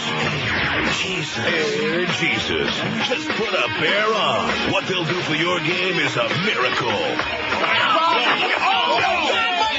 Oh, wow, dude, the bone's sticking out. Wait, aren't those Air Jesus shoes? Yeah, why? Why? Just push the button, man, see? Wow! Fine now! Come on, give me the ball! Air Jesus. The secret of Air Jesus lies in the sole. The patented cushion chamber is filled with Avion, carefully laid into the seam so every part of your foot is always walking on water. Sorry, not responsible for any water chamber that turns to wine. And coming soon, look for the all-new Air Jesus Cross Trainers. Air Jesus. Air Jesus. They'll make you feel like you're born again. They're back, your favorite Jewish rock and roll nostalgia band. It's Rosh Hashanah with their greatest hits album, Sock Hop at the Synagogue. My rabbi's back, he's gonna circumcise a baby. My rabbi's back. Yes, Rosh Hashanah has reformed to bring you 12 kosher cuts of hop and Hebrew hijinks. That joy isn't good for Jews. This album should be in every Orthodox rockers collection. Rolling Stone gives it 5 stars of David. Who wrote the book of Job? Sock Hop at the Synagogue, new from Rosh Hashanah. Available at all record stores. We'll talk price when you get here. Don't pass over this album. The Hebrew.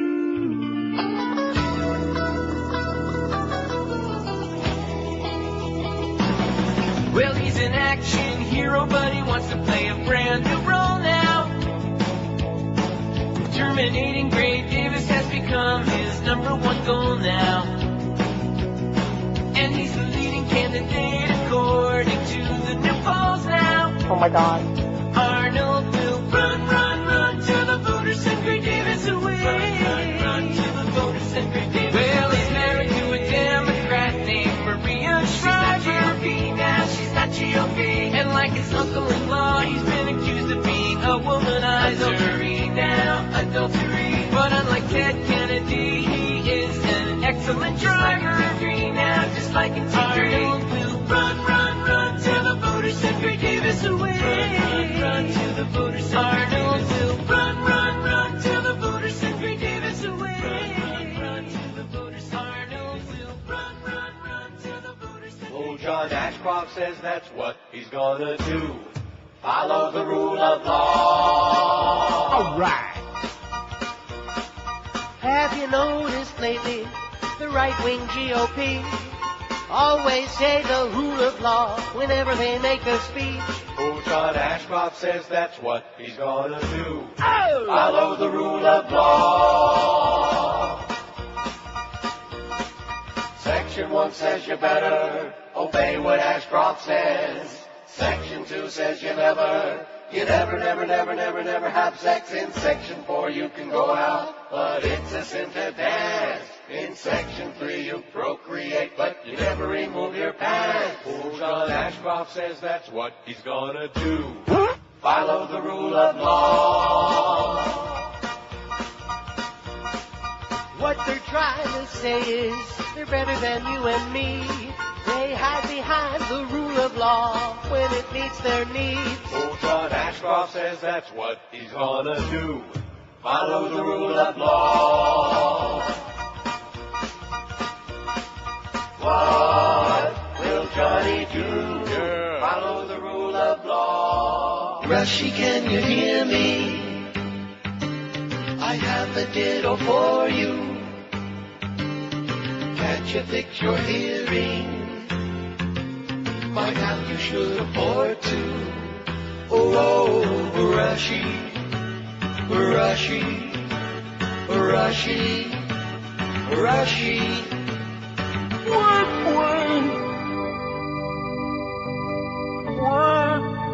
What?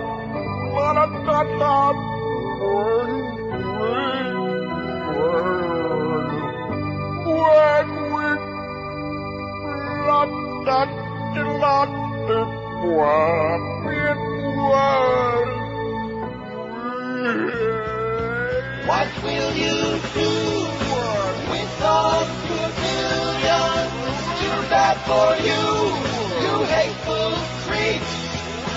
Lots of you overpaid this jockey. I might sound cruel, but I'm not sorry.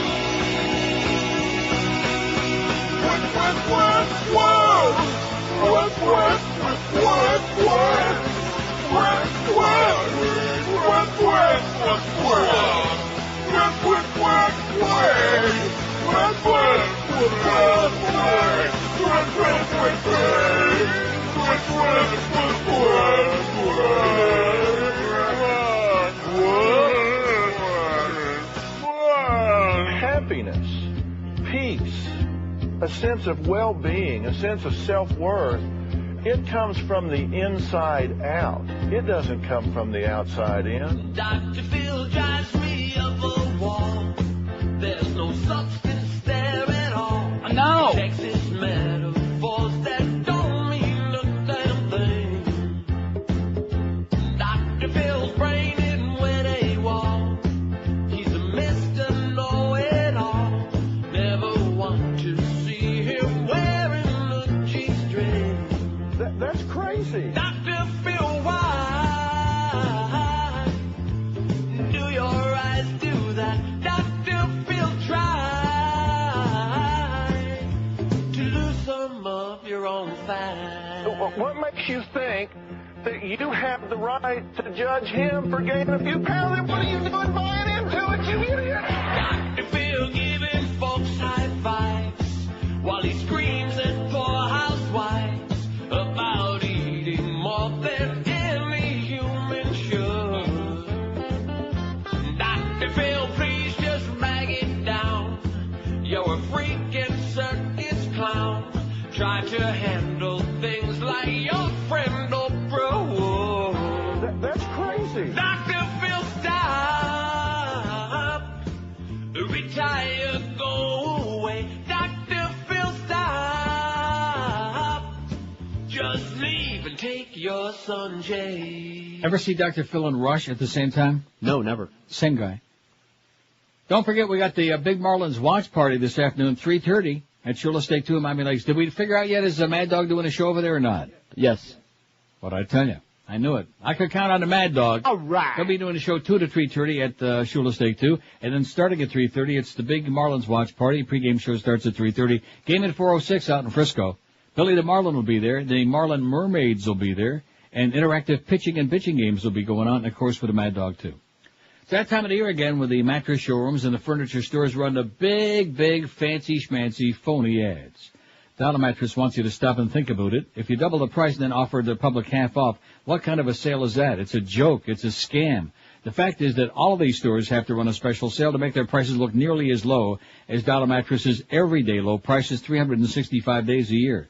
For discount prices on dozens of top models from Sealy, Serta, Tempur-Pedic, Simmons, King Coral, or Stearns & Foster, you need to call, is that the Bananas Foster? Yes. Oh, I love that. Call 1-800-MATTRESS, 1-800-MATTRESS. No nonsense, no bait and switch, no house brands, no false promises, and best of all, you don't have to pay a premium for the best service going any place. You'll get service like you dream about from the delivery team, ranked the best in the world in customer satisfaction. When you call Dollar Mattress toll-free like I always do, 1-800-MATTRESS, you pick the day and time for delivery when it's convenient for your ass, when your ass is going to be home. Within any 2-hour window, 7 days a week from 8 in the morning till 10 at night, and like between noon and 2, 1 and 3, 2:15 and 4:15, etc.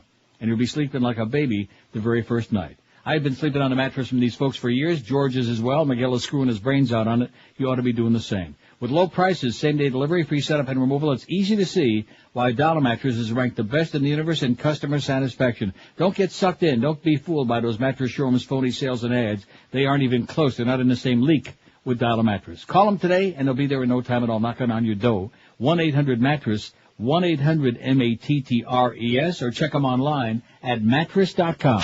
Live and local. We're Sports Radio 560 QAM. Ladies and gentlemen, we return you now to SARS Search and your host, Arsenio Hall. What up? Hey, everybody. I'm Arsenio Hall, and welcome back to SARS Search. Y'all ready for our first contestant? All the way from Hong Kong. Give it up for comedian Him Lung Bad. Okay. How you do? First joke. Two Chinamen walk into bar. First one say...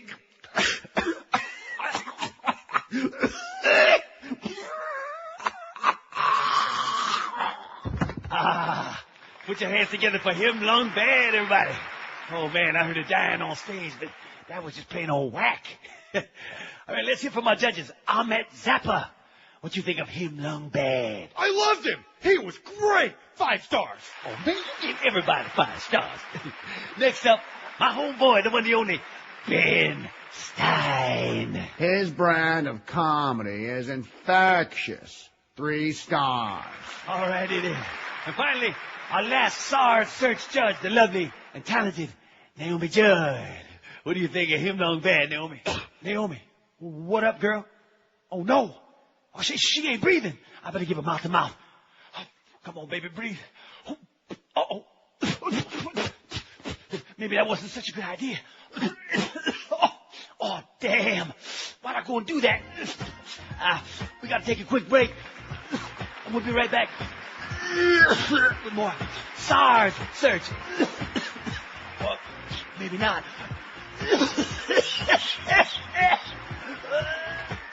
New from Ringo Records. Satan's Baby sings Simon and Garfunkel. I am going to rip out your hair when you're dead. Life can re-blow. Satan's Baby sings Simon and Garfunkel. She died in her plane. She crashed into the ocean. It's Satan's Baby sings Simon and Garfunkel in stores now from Renko. New from Renko Records. Satan's Baby sing Billy Joel. Your hair is mangy. I don't want you near me. What's the matter with the chains I'm wearing? I could take them off and make you bleed. Satan's Baby sing Billy Joel. I should set your house on fire. Satan's Baby sing Billy Joel in stores now from Ringo.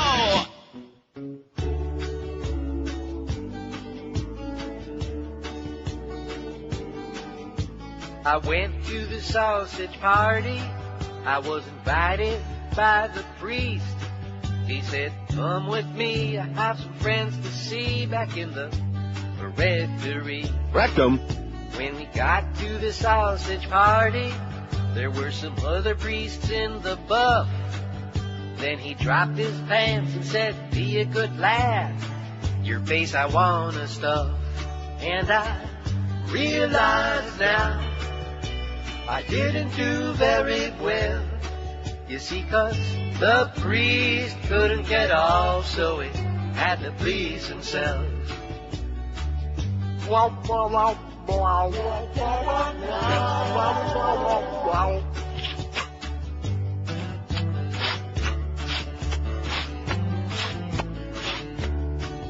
Then the priest at the sausage party said, have faith, son, try it again.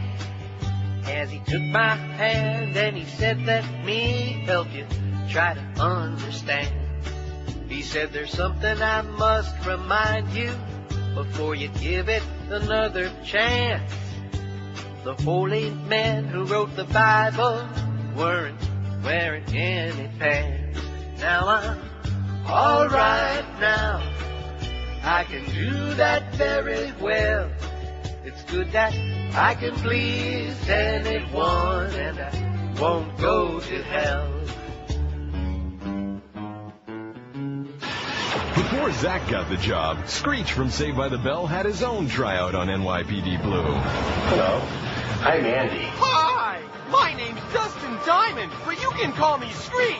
That was my name on Saved by the Bell. I'm your new partner. I don't like the sound of that. Oh, don't worry about it. By the 11th season, I was Mr. Belding's assistant principal. I'll make a great cop. I don't think so, ass face. Hey, Zach used to call me Screecheroo, and AJ called me the Screechinator. But I don't think I like ass face. Open your mouth again, and you're gonna get bitch slapped. Mr. Belding used to protect me from bitch slappers. What'll you do if I call him down here? So I'm gonna kick his ass. Huh? What if I call AJ? I'm gonna kick his ass. Can't we just be buds? In your dreams, pal. You sound very disturbed. Right back at you, douchebag. Hey, I'm not a disturbed person. I just played one on TV for 15 years. Shut your mouth or I'll break your jaw. Gonna find.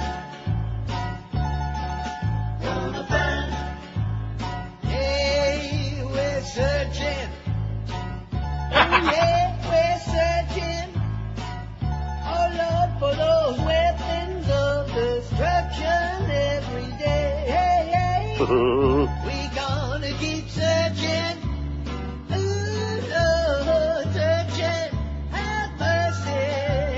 Searching for the nukes they hid away. But I don't think we'll ever find them. No. They weren't there in the first place. Yea, high and low, from house to house, and under every rug, to validate the spin of all those White House thugs. If you still need convincing, tune in Fox or CNN for another dose of lying from but we'll keep on searching. Ooh, Lord, searching. Keep looking for proof of all the nukes he hid away. But you know they ain't gonna find them. No! Ain't never had them anyway.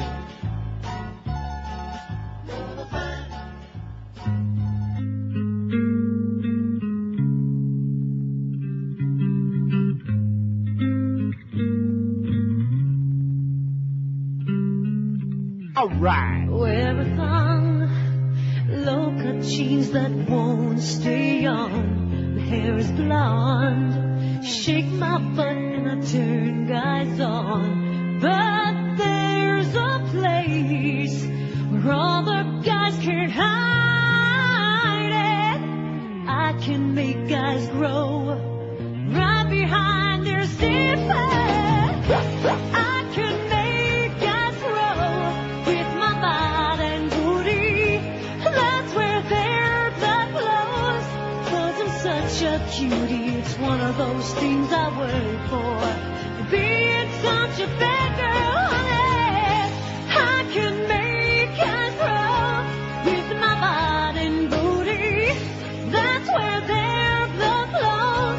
'Cause I'm such a cutie. It's one of the things I work for. For being such a bad girl. For being such a bad girl. 124, 560 WQ. You know what we forgot, all of us, today? What's What? that? What day is this? It's Wednesday, October 1st, right? Yeah. Smallville. Right. Very good. I didn't forget. 8 o'clock tonight on the WB. Well, you forgot to say nothing about it. And the season premiere of Angel with Spike. Oh. What time is that on? Before or after Smallville. And what about Dawson's Creek? Who cares? Let me say it again, because I don't, what's his name? James Van Der Geek? That Dutch kid? If you say so. Because I don't like that show, but boy, that movie, Rules of Attraction, that is... that was a good movie. Outstanding. It is really funny. It's a hoot. Something for everyone. Right. 524 votes on a poll today. Should Neil accept Moe Howard David's overtures of peace and love? An even third. You turd. 33.3%. Hate mongers. Only if Neil has no self-respect, 91, 17.3%. Only if Moe paints his bald spot, 90. We can get Sherwin-Williams in. Yes, we need harmony at WQAM, 86, 16.7%. The peacemakers. Blessed are the peacemakers. Isn't that what Eli Wallach said? Something like that. Before he ate the cannoli. And who's Moe Howard David? 80 said that, 15.2%. You're lying. I'm not lying when I tell you that guys who walk around with a big bald spot look a lot older than they otherwise might, and that guys with pasty-looking wigs look ridiculous. Absolutely. I mean, like idiots. Everybody in the world is laughing at him, man. Like Sam Donaldson, like Dennis Kucinich, who says a lot of good things, but he's got that awful dead thing on his head, just like Moe. Well, Charles Alfieri can help you look better and younger without any of those things, without any dangerous pills, too, without any holes in your head. In fact, you have to have a hole in your head to go to the other guys, because Charlie's got the best natural hairline available anywhere in the world at a very affordable price. He's been doing it for guys for over 25 years, and the hair part, too. And everybody gets Charlie's 30-day guarantee. If you don't love the way it looks and feels and smells, if you're not getting laid like at least 10, 15, 30 times a week, Charlie will give you a full refund, no questions asked. Call today. Be sure and mention my name, because if you have the balls to do that, Charlie will give you a $200 discount off the regular price. And Charlie also services and repairs all types of hair systems while you wait, and usually makes them look one hell of a lot better, too, for just $25 to $30. So if you're sick and tired of walking around like a human reflector, if you got that ugly, shiny bald spot and look maybe 5, 10, 15 years older than you really are, here's the way to look younger and better than you ever dreamed you could again. The Charles Alfieri Natural Hairline System. Call them toll-free. They'll give you a free consultation, and they'll just show you how much better they can make you look. 1-800-321-2413. 1-800-321-2413. Or online, it's charlesalfieri.com. Live and local. This is Sports Radio 560. QAM. Remember this golden gasser. Wonderful WQAM.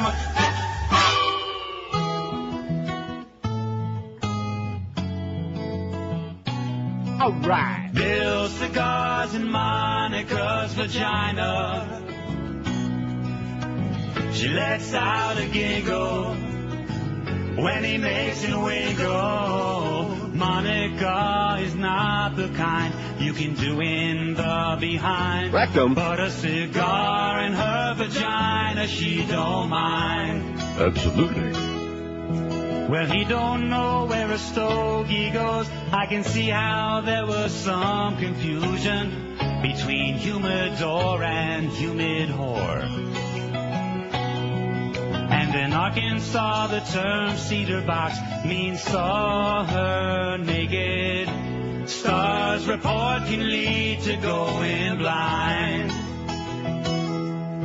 Now Clinton, he was working hard, late nights in the ovary office, working on a practical joke.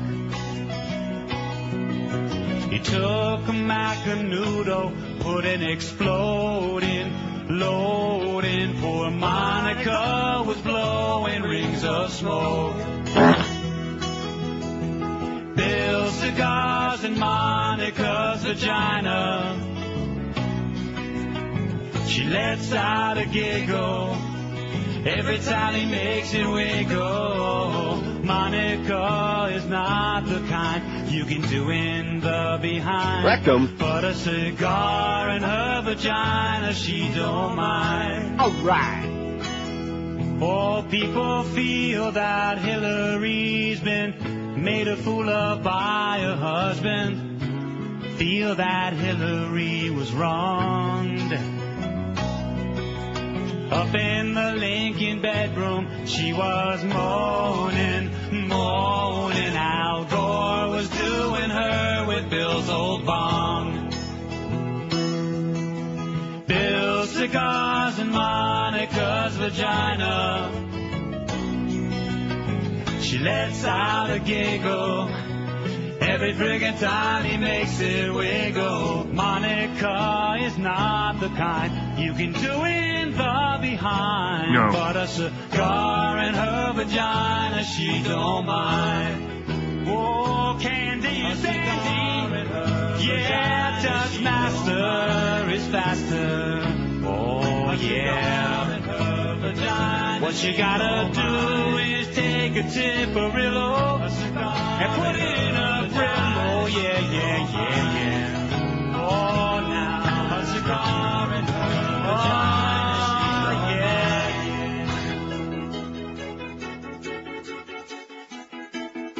Blinded by the right bamboozled by douchebags, the tasty moral ride, blinded by the ride. I felt like a douchebag, 'cause I knew they weren't right. I know you may not understand what I did or who I am. Most of you don't read any books. No. So let me introduce myself. I was a well-respected, hard-right man and trusted by high-level schnooks. I used to have a powerful Republican position, high up on a moral ground. The holy Christians were insisting that I discredit Clinton with any means that could be found.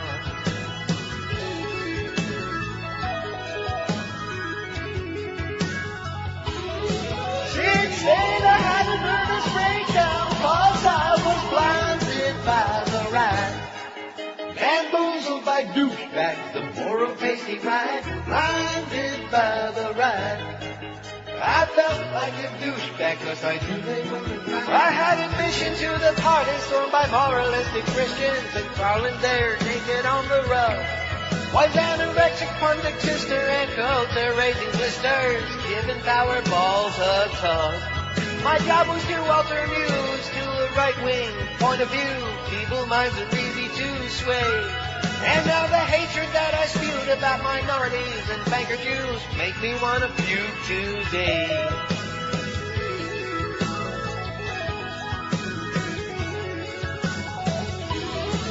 I couldn't even say I was gay, 'cause I was blinded by the ride. Bamboozled by douchebags, the pasty moral ride, blinded by the ride. There was Aunt Hope, she was naked on all fours with you guys taping her. Wrecked 'em. Doggy style. All right.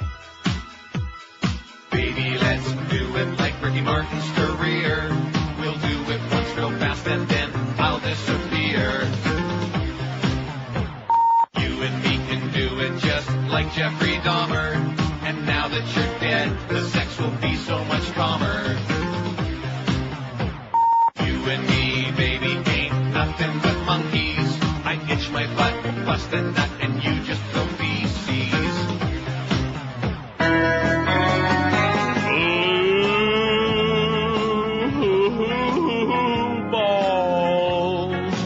I'm so horny for you. Yes. Will you stop prick teasing me? You want me, don't you?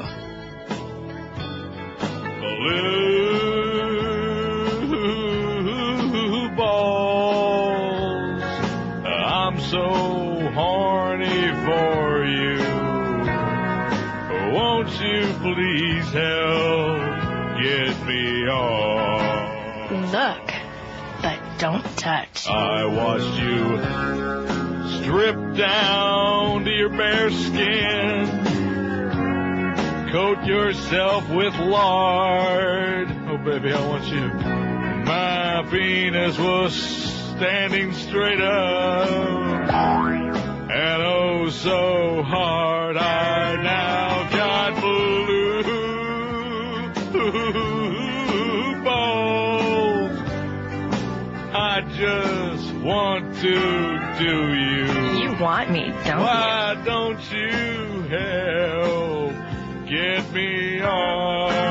Look, come on, baby, please. but don't touch. Blue balls over you.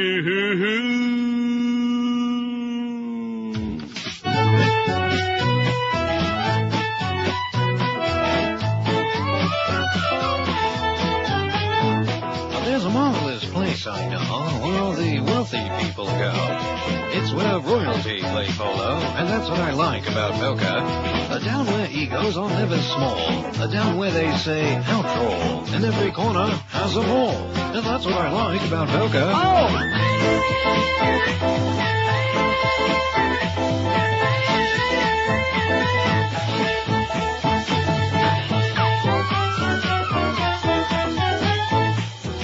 $10,000 on golf course fees. Spend the day in Jewish bakeries. You should taste these delicacies. And that's what I like about Boca. Please excuse our attitudes. In our BMWs, we find pleasure in being rude. And that's what I like about Mocha.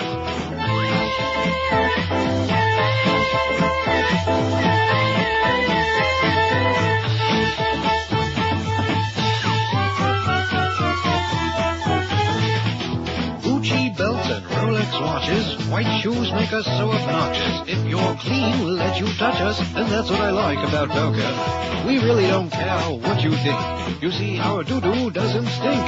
There's no coffee, only mocha, and that's what I like about Mocha. All right.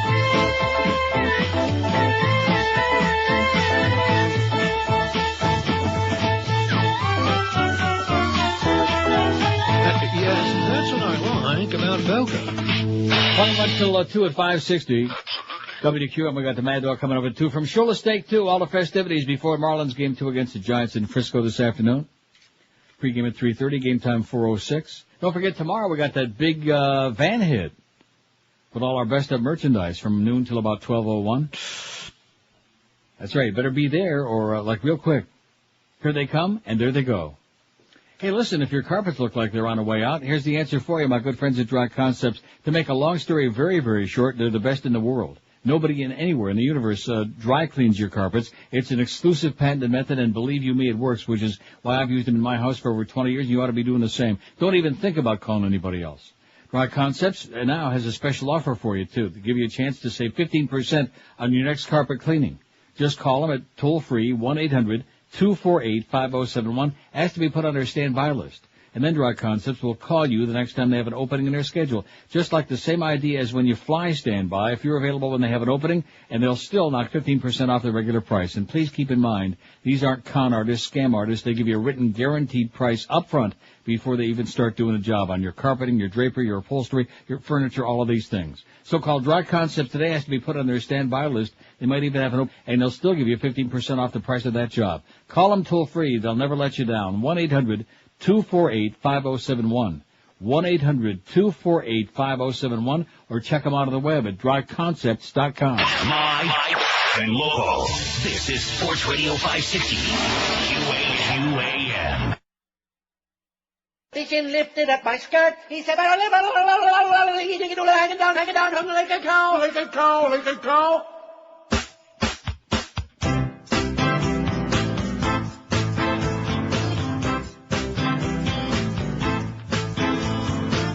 This song and I'm feeling kind of sad. I got my smile from Mom, but my chest came from my dad. I've got a body like a driving range mat. When it's cold outside, use my nips to hang your hat. I can blow in your ear, give you a lap dance, but you won't notice me till I get some implants. I need a guy who ain't got issues, like feeling up a chest and finding tissues.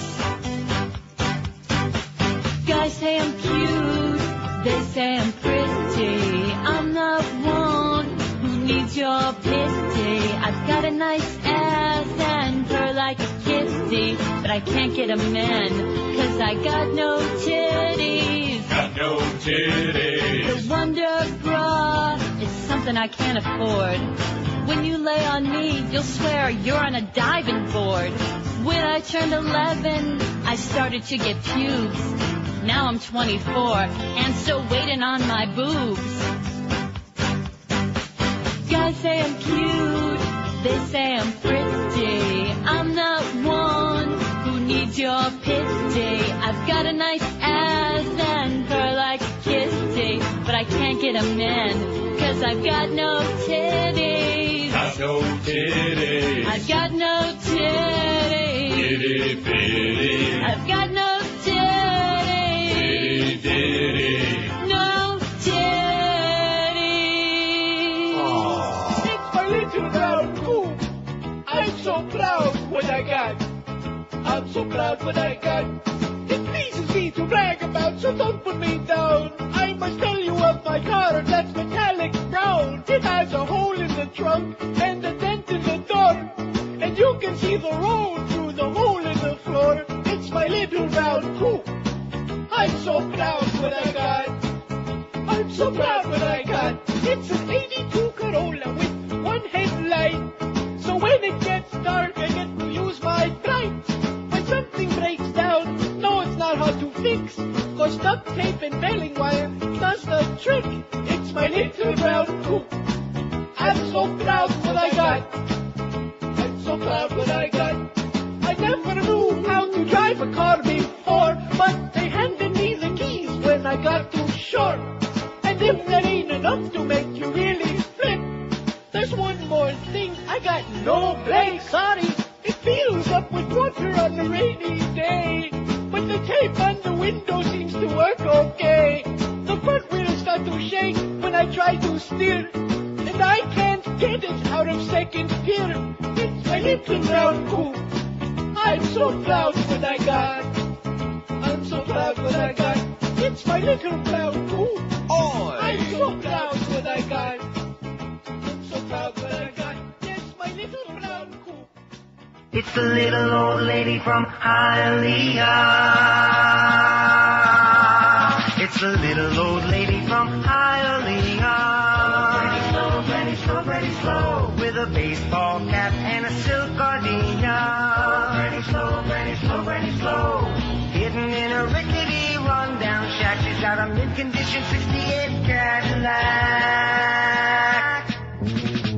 Now I can't think of no one who could make me meaner than that little old lady from Hialeah. She crawls and she stalls, she's a real old fart. She's the terror of Hallandale Beach, full of art. She's a little old lady from Hialeah. It's the little old lady from Hialeah. Granny slow, granny slow, granny slow. She'll cut you off and act like she's never seen ya. Granny slow, granny slow, granny slow. Don't try and blow your horn to agitate her, cause she'll only keep sucking on a respirator. Now I can't think of no one who would make me meaner than that little old lady from Hialeah. She crawls and she stalls, she's a real old fart. She's the terror of Hallandale Beach, full of art. She's a little old lady from Hialeah. It's the little old lady from Hialeah. Granny slow, granny slow, granny slow. It's the little old lady from Hialeah. Granny slow, granny slow, granny slow. It's the little old lady from Hialeah. Granny slow, granny slow, granny slow. It's the little old lady from Hialeah. Oh! Way down south, past Hackensack, there's a town called Tamarack where you live on a cul-de-sac and kvetch about the going next door. They all drive for half a mile and they wear that Gucci smile and they stand in line a while waiting on the early bird. Leave Manhattan, the Bronx and Queens, Staten Island too. Leave the Brooklyn Sea, take the Toronto, and don't look back. Down the Jersey Turnpike to Tamarack, stroll the malls and the sidewalk sales. Firm your hair as you wrap your nails. Tell your friends you're going to Bloomingdale, then they won't be far behind.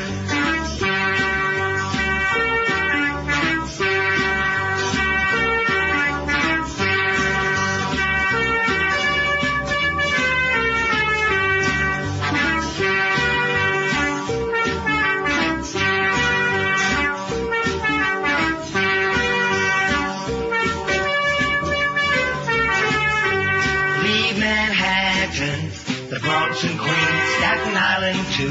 Leave the Brooklyn Sea, take the Toronto, and don't look back. Down the Jersey Turnpike to Tamarack, stroll the malls and the sidewalk sales. Firm your hair as you wrap your nails. Tell your friends you're going to Bloomingdale, they won't be far behind. Way down south, past Hackensack, there's a town called Tamarack where you live on a cul-de-sac and kvetch about the going next door. Way down south, past Hackensack, there's a town called Tamarack. Way down south, past Hackensack, there's a town called Tamarack. Way down south. Hackensack, there's a town called They're two Miami cops with a hot new beat. They're on the streets fighting crime. Hey, Pops, that's a handicapped space there. Yeah. In Hallandale Vice. We got a problem. The Gray Gang is up to their old tricks. Lieutenant, isn't that the group of senior citizens who went around trying to get the early bird special after 7? Yeah, they're back in town. Let's go get them. They'll stop at nothing to clean up the streets. Hey, lady, you can't cross here. You'll have to cross in the light. And they're determined to clean up the smuggling business. All right, sister, you're under arrest. Oh, so now you're arresting my wife. What's the charge? Possession of powder. Open that purse, Tubbs. Let's see that white stuff. Yeah, just a thought. She's got over 100 bags in here. Of what? Sweet and low. From that restaurant you just came out of. Let's take them in. Yes, there come the hit Miami cops on a hot new beat in Hallandale Vice. Premiering this fall on MBZ. 151 at 560 WQAM. We got 559 votes on there, and I guess Moe is kind of a slow study, you know what I mean? Yeah. You've heard of a quick study. He's just kind of a slow study. Well, it's just taken a year and a half, and I don't think the public's ready yet for his apologies. Are they? No. Maybe another half a year. Maybe, who knows? Maybe by the time it gets to be about 65 next year. Hey, listen, it's a big one. It's the 2003 Neil Rogers blowout sale going on right now, and you know exactly where it's taking place. Hallett Pontiac GMC. Get the lowest prices in the universe from Tom Lehman, Joe Prieto, all the good folks over there at Hallett. And here's the Neil Rogers specials waiting for you right now. Neil deal number 1. Save up to $7,000 with the highest rebates of the year, plus deep discounts on all remaining 2003 models, including the Yukon and Envoy XL. Neil deal number 2. Get 0% financing for up to 5 long, excruciating years. And you can lease a fully loaded 2004 Grand Prix GT for only $259 a month for 36 months with 12,000 miles a year, and $2,500 out of pocket is all you pay. Tom and Joe invite you to test drive any vehicle on the lot and get you 2 tickets to tomorrow's October 2nd Hurricane West Virginia game. Obviously, you better get your ass in there today. Hallett Pontiac's also got a great selection of certified pre-owned cars, trucks, and SUVs. And if you have a credit problem, if you once used to hang out with Jeff DeForest like at Highlight, no problem. They'll still work with you to get you a deal and get you in a new vehicle at Hallett Pontiac. It's the 2003 blowout sale happening right now, and the place is Hallett Pontiac GMC, 13401 South Dixie Highway. That's US 1 across from the Falls. Open every single day, 7 days a week. If you want more info on these unbeatable Neil deals, you know what to do. Call the Neil Deal hotline, toll-free, 1-888-534-4211. That's 1-888-534-4211. Don't forget, all Neil deals subject to credit approval. See the folks at Hallett for details. Hallett Pontiac GMC they do be professional grade. Live and local. This is 560. The radio's all yours, QAM. I'm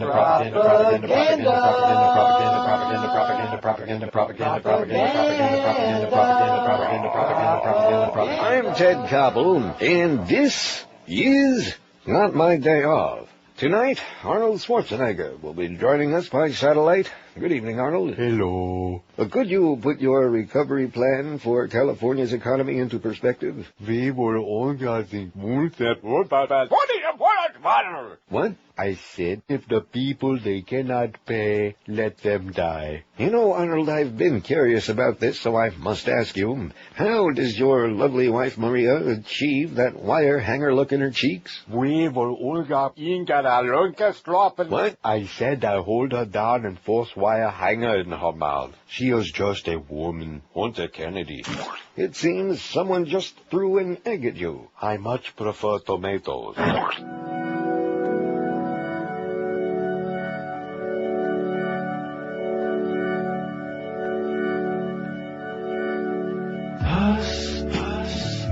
Whenever I hear meal, I can't stop thinking about disgusting things. I think about pus, phlegm, vomit. I don't know why. When I have lunch, I try hard not to think of them. I don't want to think about these things, far from it. I wish I could stop. I also think about human waste, urine, feces, and poop. It's disgusting. I can't get through a meal. It bothers me day and night. I don't know what I'm going to do. They always come to mind when I am in soup.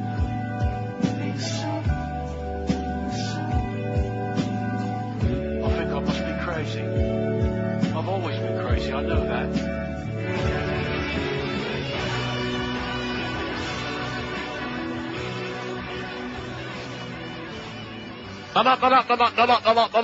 This is Rush Limbaugh, servant of humanity, talk show host, hemorrhoid sufferer. Folks at over 300 pounds, I know the agony of this kind of dilemma. Ladies and gentlemen, I'm here to tell you there's help. With new Preparation Rush and my Rush to Excellence suppositories. Now you can end the pain and itching of hemorrhoidal tissue. Just look for my picture on the box of suppositories and the applicator tube. Another fine product from OIB, the Obesity in Broadcasting Network.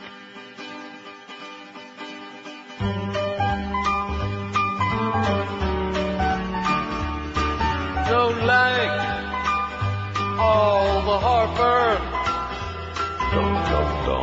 Every time I see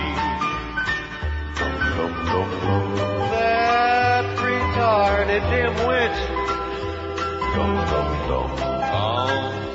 my TV. He's President Dumb, Republican muscled in, and an articulate idiot. I don't know why they would want this guy, but now he's here. We're screwed the next 4 years with President Dumb.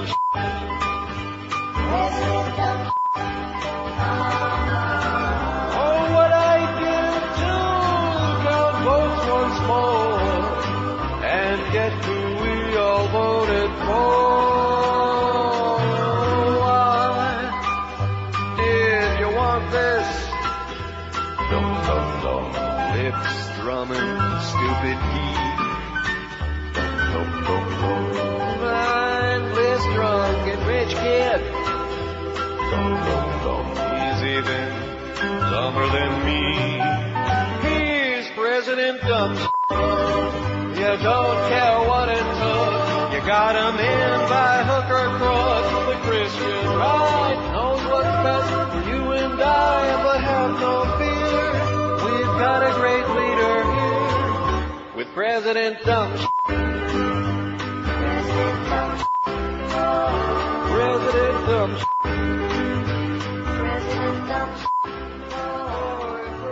Bye, bye, bye! The Neil Rogers Show on 560 WQAM, Miami, Fort Lauderdale. Or when you were a little kid, the first time you pulled the covers back and you saw a boner.